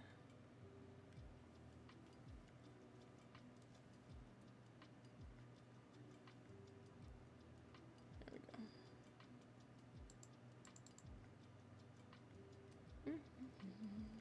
Okay. And we're back from our ad. Thank you so much for hanging out through those ads. I appreciate you. Alright. Home.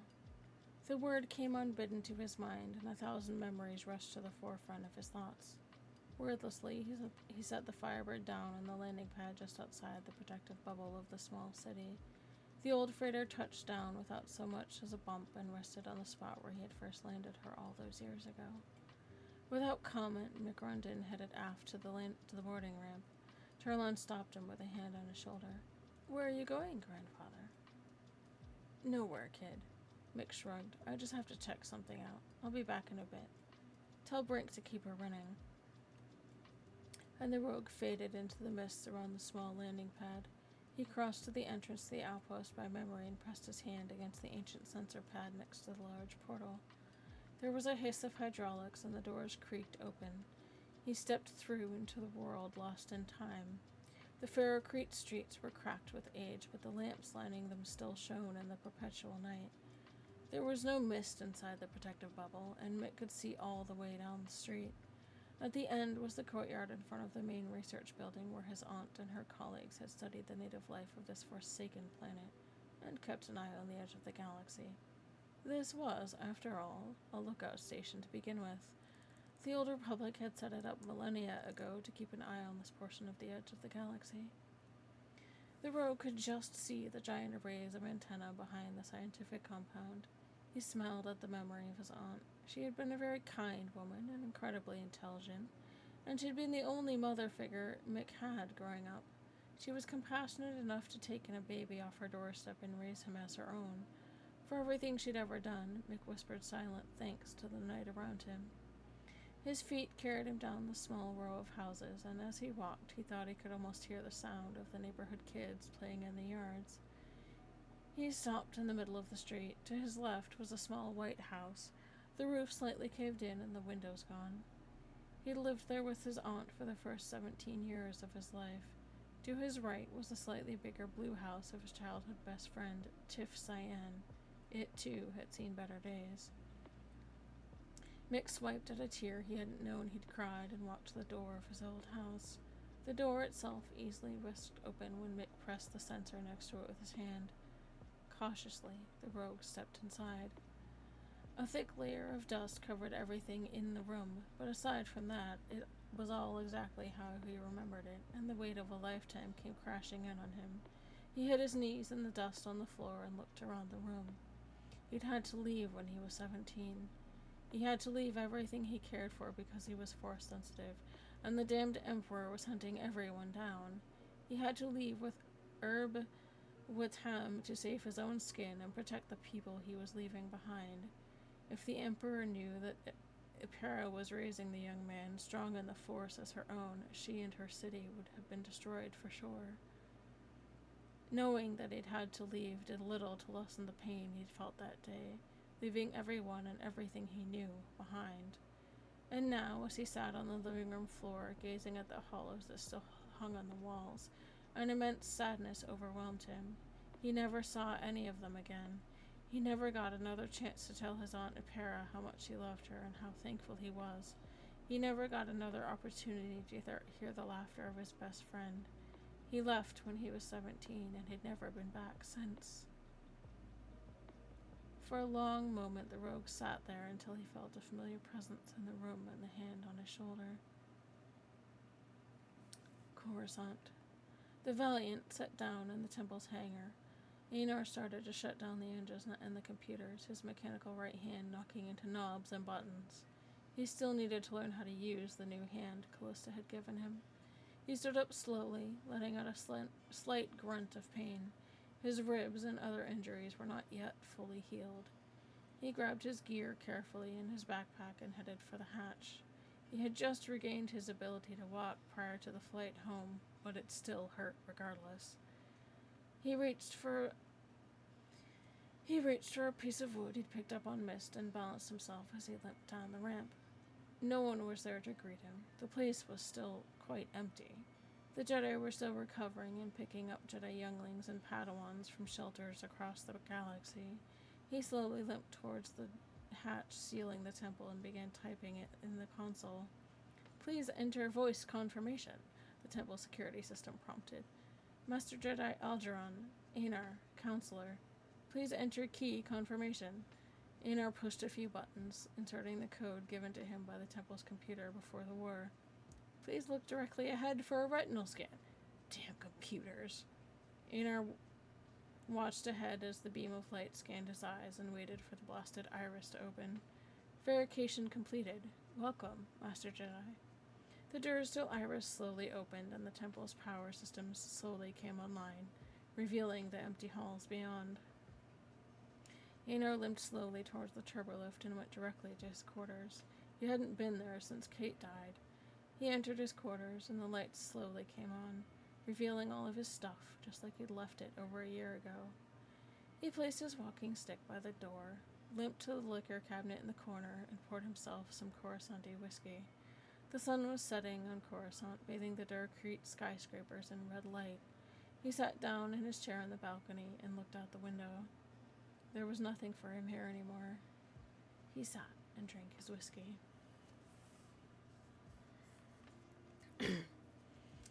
Mist. Warm arms wrapped around his shoulders from behind, and he glanced to see his wife's warm smile as she slid down beside him, sitting on the floor. Her arms held him close as he leaned the back of his head on her shoulder. "Family?" she asked softly, noticing the hollows Micron was looking at. She felt her strength sapped from the effort of walking from the ship to the small house her husband had wandered into, but she didn't mention it. "Sort of." My adoptive aunt, Ipera. She raised me after I was abandoned on her doorstep, the only person I ever considered family until I met you, he replied, shrugging slightly and setting the hollows down. He sighed as he laid his head on her shoulder again, looking over the abandoned house. Her hands moved through his hair and over his cheeks, gently letting him know that she was content with being with him for however long he needed to come to terms with the past that was obviously haunting him. He had gone with her to visit her home in Koshak that she had not seen since he was 6 years old, before she had contracted the deadly Koshakian virus and died for the first time. Now she sat with him in the only house he had lived in from birth until 17. It was in the blood, the longing to be home, at a home that never existed. The feeling of homelessness would never subside for the two former smugglers and Republic naval officers turned Jedi. It was one of their many connections with each other. To feel forever lost with one another as their only soulmate on the journey through life and space.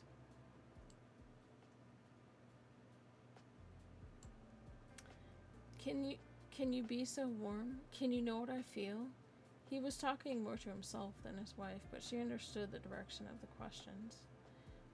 It was at her. She stroked his hair and kissed the back of his head. It's the way you move your hands, and it's the way you understand, and that's the reason that I'm asking. That's the reason I want to know, he continued. She could feel his internal conflict, thoughts of the war, childhood memories long since past, feelings of love and anguish, turning over in his mind again and again. She remained silent, her hands still moving across his cheeks and his hair. Can you throw away everything you live for? He asked when he suddenly realized what was about to happen in the next few days. Ari's retirement from a lifelong career in the New Republic military. Yes, Ari breathed next to his ear.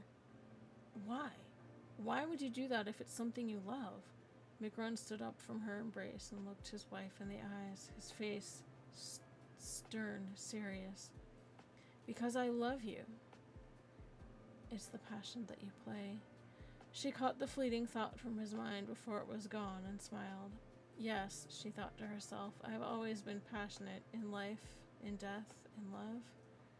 As a healer, as a master Jedi, in your career as a general, Mikron finished her thought. Too many lost here makes it a chain passed down through the years, ending here if we just face the pain and the fear. She spoke aloud of the dead Jedi, diverting his deep questioning of her true feelings about retiring. It will never end. You and I both know that, and there is nothing we can do about it. Except we continue to teach our children and our children's children our story, our history, our mistakes, so that they can be prepared in the future, grow, and learn. Ooh. Welcome into the stream. Good to see you here. Narud, welcome in. Mikron got to his feet and pulled Ari to hers, holding her up with one arm around the small of her back and a right hand clasp in his left, almost as if he were going to lead her in a waltz there in the abandoned room, but he didn't. He leaned in and kissed her softly once. Who did you love before me? Who did they love before you? He asked. She was taken aback by his question, and the look on her face showed it.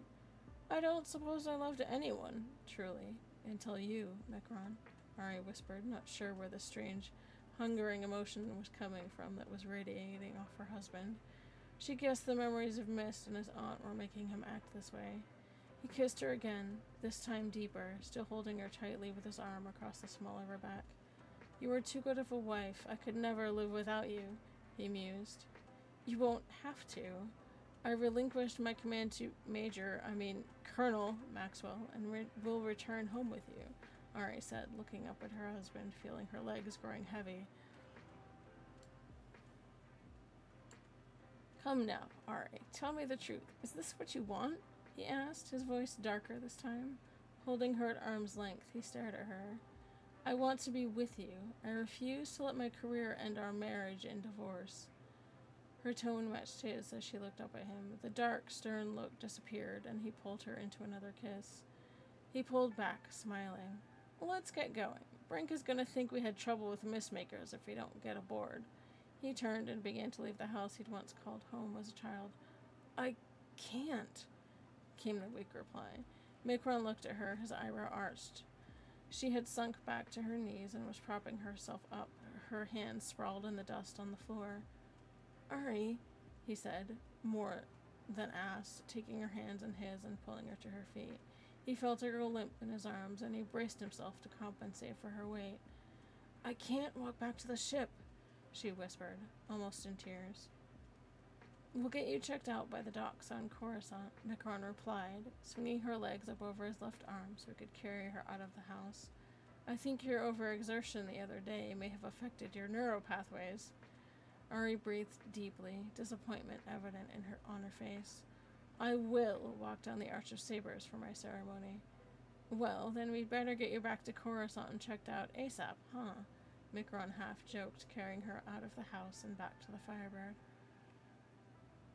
I think that I can still fit into my commander's dress uniform, Brinks laughed. Callista, Turlon, and Zan were sharing in Brink's jokes about losing some of his endurance when he retired from the military, and he was no longer forced to meet physical fitness requirements. All of the laughter faded when they saw Micron carrying Ari up the boarding ramp and back to the cockpit. He laid her in the bunk, covering her with blankets once more. What happened? Tangle with those damn jellyfish? Brink asked, concerned. Her legs just went out from under her. She hasn't regained her strength and can't support her own weight for long. Gotta be something wrong with her neuropathways. Micron recounted his assessment, turning away from his wife so as not to upset her. Despite her husband's efforts to hide her shame, she caught Brink's look of concern and hurt, Callista's look of shock, and Zan's look of determination. Stop fretting over me and let's just get going. I'll be fine. Ari piped up from the bunk, trying to get everyone's attention off her walking problem. Brink and Micron nodded in silent agreement and took their seats as they raised the boarding ramp.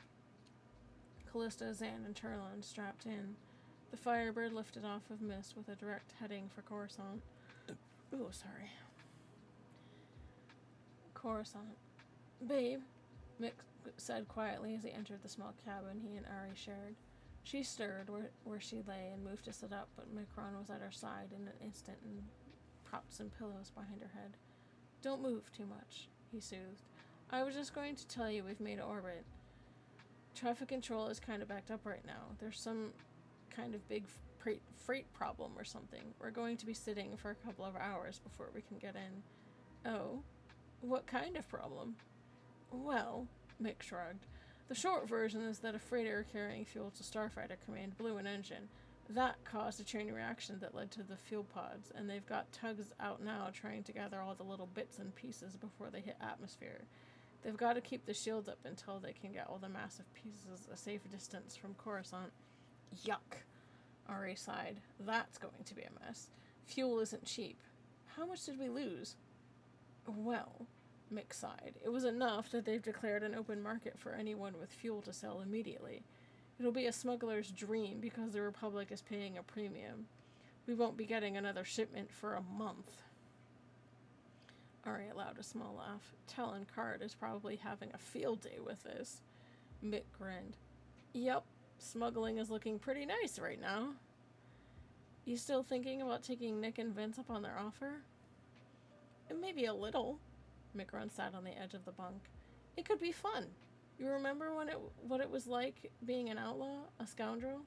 People were always gunning for you, but the freedom was great. Going everywhere, seeing 100 different planets, dodging spaceport security, and toying with local law enforcement. But maybe I'm just yearning for a bit of the old days. I haven't made an actual decision yet. I mean, well, with the money I've got stashed in a few accounts on Coruscant and your retirement pay, neither of us would actually really have to work or anything. Aside from that, those 2 Corvettes I bought both survived the battle. I could easily sell one or both to the Republic and have enough money to buy us a small island somewhere. He shrugged. Then again, having 2 Corellian Corvettes could make smuggling even more fun. That's a lot of cargo room and plenty of weaponry, too. We could have a small fleet all to ourselves. It sounds like you don't really know what you want to do, Ari mused as she rested her hand on top of his. Ever the rogue. If something isn't happening, you don't know what to do with yourself. Mick nodded. It's hard for a guy like me to really settle down. I've been fighting, running, and speeding my way through my entire life. When nothing is happening, I feel, I don't know, lost? Ari just nodded and smiled. He could feel her warmth spread through him, and he flashed her a genuine smile in return. Get some rest, babe, he said as he kissed her lightly on the cheek. I'm going to head to the cockpit and see if I can't speed some things up. And don't you worry. You're probably just exhausted from the battle. You haven't done anything like that in a long time. You're probably not used to the strain anymore. She nodded weakly as her eyes drifted closed. She settled deeper in her pillows and slowly fell asleep. He smiled as he looked at her before leaving the small cabin and closing the door. She looked so much like an angel when she slept. When Mick walked back into the cockpit, Brink was sitting in the co-pilot's chair with his feet propped on the console. Still waiting? Mick asked as he plopped in the pilot's chair. Yeah, Brink sighed. Seriously, they ought to put some faster engines on those damn tugs. Takes them forever to clear up anything bigger than a tie debris. Things are like pregnant banthas in flight. You said it. Mick agreed. Like a Y-wing, but slower, clumsier, and even more helpless. How much longer? Oh, they found more scrap to clear now, Brink said as he put his feet on the deck and took a look at the forward sensors. It'll be another 2 hours before anyone gets clearance. The rogue lit up a stick of tobacco and stared out the forward viewport. There was indeed a lot of wreckage, and he could see the little trails of iron exhaust from the tugs working to move it all.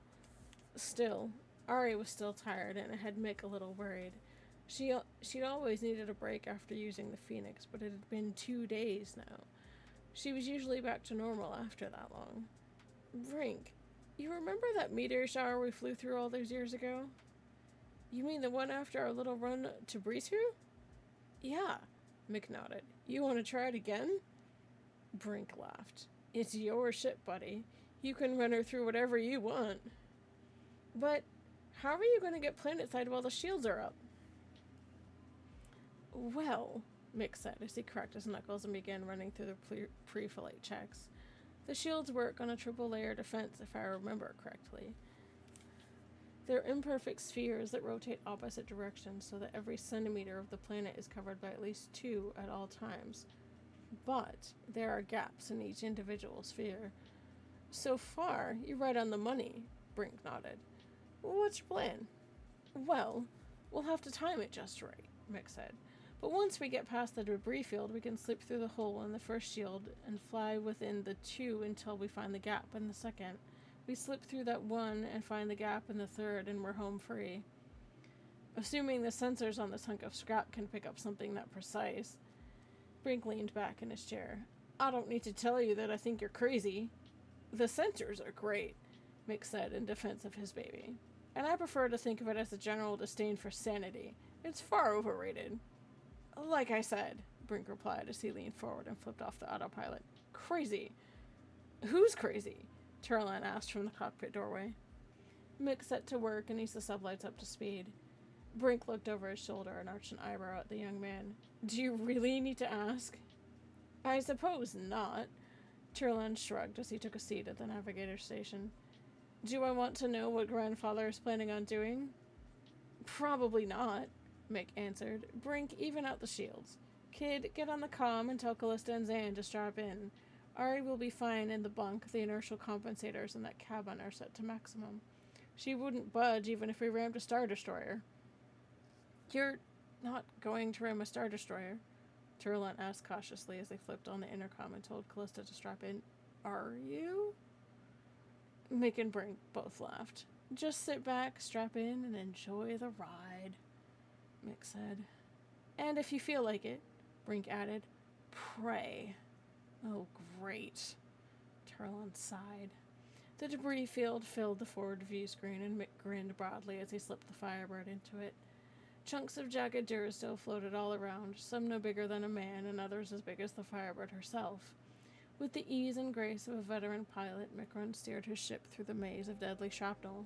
Only twice did the shields flicker with a minor collision from some small bit of debris, and they were through before they knew it. Brink, bring up the sensors on the main monitor and have the computer display the position of the shields, Mick said as he vectored for the atmosphere.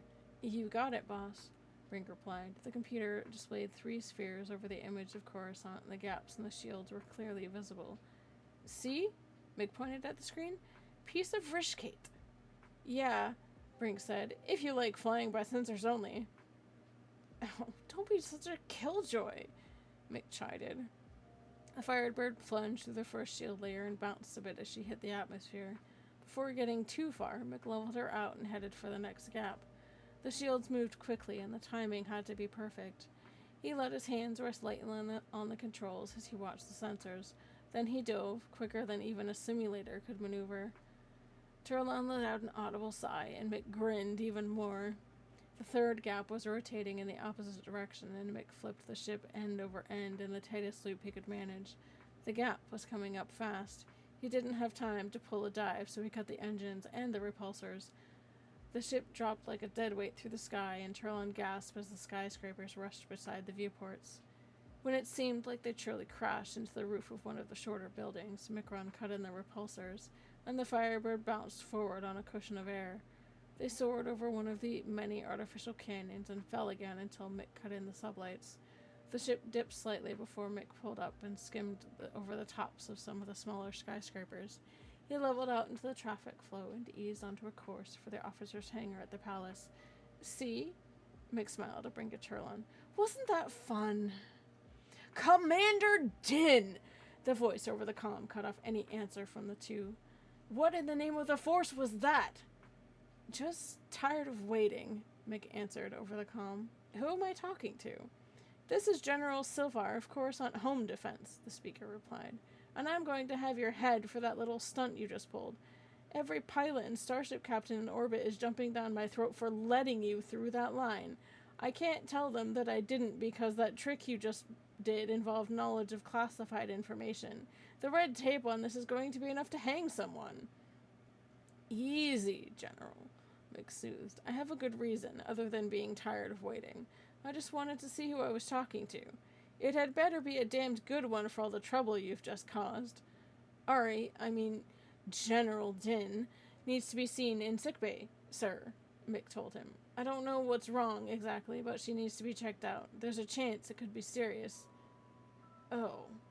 The voice on the other end lost some of its fire. I see. Well, you could have said something before plunging into the atmosphere like that. I'll see about clearing this up. You get her to the medical ward right away, and make sure you call next time. Roger that, sir, Mick said. I'll be sure to do that if there is a next time. Commander Din, out. Brink flipped off the comm. Roger that, sir.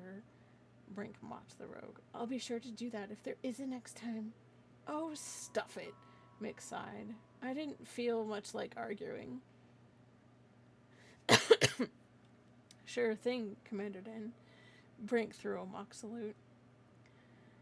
Mick just shook his head as he brought the Firebird to rest gently on the floor of the officer's hangar.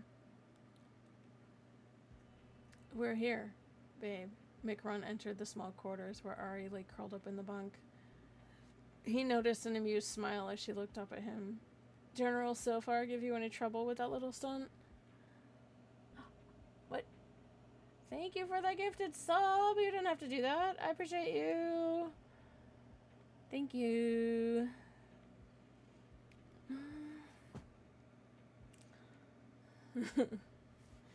General Silfar give you any trouble with that little stunt? Ari coyly asked her husband. Only a small ass chewing. Nothing I can't handle.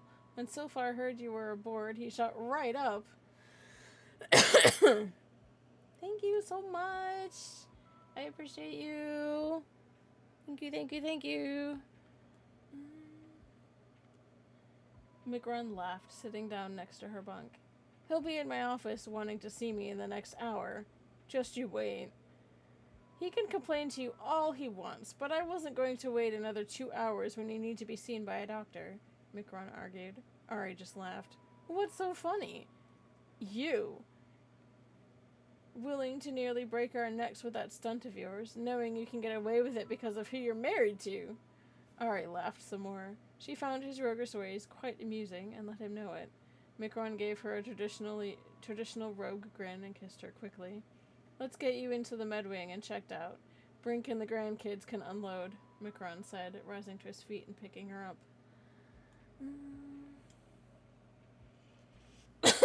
Sorry. Losing my voice a little bit. We have two options here. We can let her get plenty of bed rest and see if her strength returns. It could take a while, though, the aging doctor explained. What's the other option? Ari asked, sitting up. Her husband stood beside her, his arms crossed in front of him as he listened. Experimental surgery on your lower lumbar discs, roughly the same area where you suffered a piercing blow from a lightsaber, the doctor replied. In that battle with Hurt, ran me through pretty good, Ari muttered. Personally, I don't know how you survived the blow.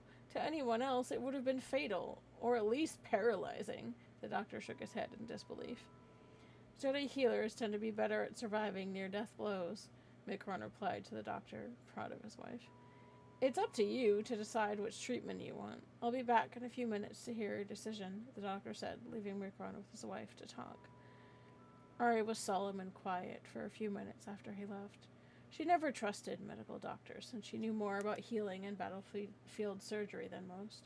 She was wary of the operating knife in inexperienced hands, but she also didn't want to spend months, if not years, in physical therapy trying to strengthen her back and legs. She looked up at her husband, who silently squeezed her hand when the doctor left. And I'm going to stop right there, because we're in an ad.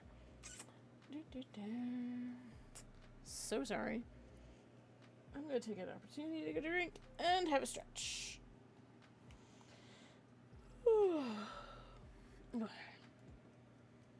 We're almost done. Actually, we're a little bit over, but that's cool.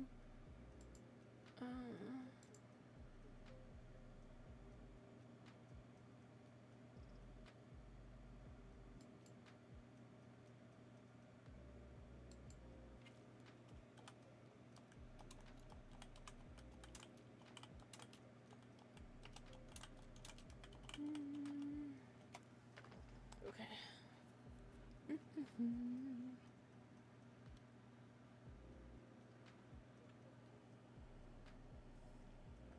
Got another 30 seconds for our ad.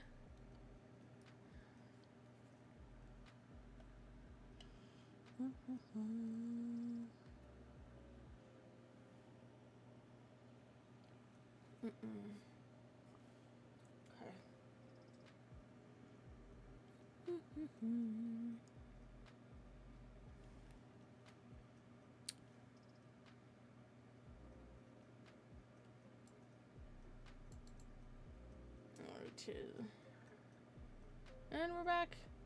Thank you guys so much for hanging out through those ads. I appreciate you. And again, thank you, Ajo, for the gifted sub. Much appreciated. We are just about done with the chapter. We're a little bit over our time, but I'm going to finish anyway because we're so close to being done. We're literally like the last couple of paragraphs. She looked up at her husband, who silently squeezed her hand when the doctor left. What do you think I should do? Ari asked her husband. The look in her eyes told him she was unsure of herself. That's really up to you, Princess. Mick shrugged. The doctors here are the best in the galaxy, and for good reason. But if you feel hesitant... What? Ari asked as Mick went silent. I don't know, Mick replied, scratching his head. I don't know much about healing, but I know that the Force is capable of anything. It's a crazy idea, but could you guide me through healing your back? It'd be hard for you to concentrate because you'd be healing yourself. But if I could do it, who knows? We might be able to get you back to 110%. The Force knows no bounds, after all. This coming from the wisest of masters in the galaxy, Ari mocked, a small smile on her lips. Hey, you said it, Mick quipped. I don't know. It's an option, and I'm more than willing to try it if it means getting you back to optimal as quickly as we can. I'll do the work, and you can guide my hands and my mind through the process. The rogue grinned. I'd be serving as a conduit through which you could wield the Force to heal yourself. I think you've let that conduit thing go to your head, she chided. The rogue merely shrugged. Whatever you say, Lady Phoenix, it's your choice. What do you think?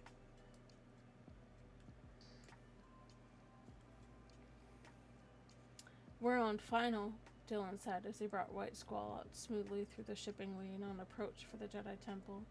He looked back as Stefan walked into the cockpit. Even after several hours of sleep, a shower, and a fresh set of robes, he looked like his mind was still weighed down with things from the battle. But the entire family had come with him for Ari's ceremony, so everyone was taking it easy in the living area of the ship as Dylan and Stefan took turns piloting. Andrew was feeling okay with the trip, and Jade was glad that her husband and sons were home. Even Edward had chosen to come with his wife, but Stefan had asked that no escort be provided. He couldn't blame Jameson for at least providing some cover. He could feel the presence of Cure shadowing them, cloaked and ready to come to their aid at a moment's notice. It looked so quiet around the temple, Dylan said as he brought the ship closer to the eastern hangar. But they soon caught sight of the Valiant resting in the bay, and Dylan brought White Squall right alongside the Corellian ship. And that is the end of Chapter 16. We have one more chapter remaining of this story. Then we will move on to the next one. Alright, okay. Let's see. So yeah, that's the end of chapter 16.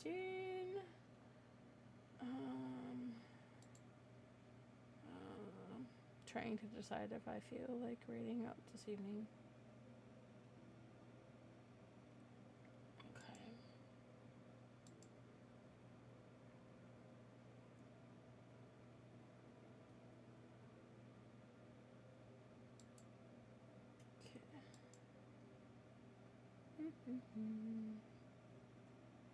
Let's see.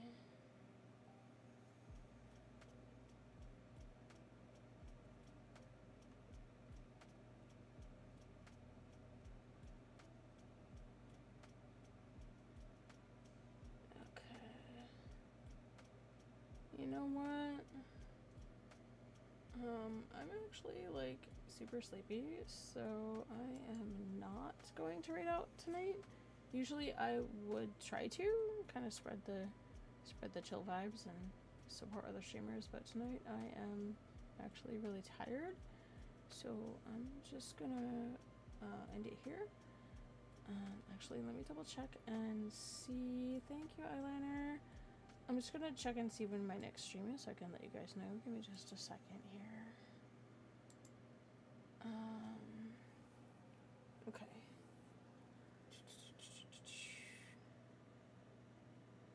So my next stream is Wednesday, September 4th at 7 p.m. Eastern.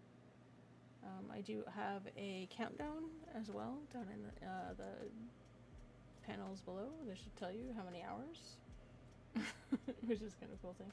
So I am back streaming on Wednesday the 4th, and I believe that is SWTOR.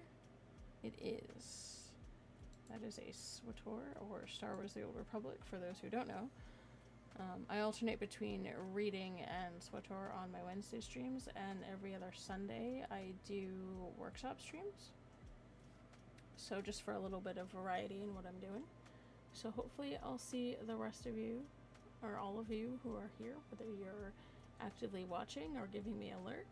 I appreciate every one of you, and I hope you all have an awesome night, and I hope you were able to get some chill vibes in the middle of your week and get some downtime. Have a good night, and I will see you guys next week. Thank you guys.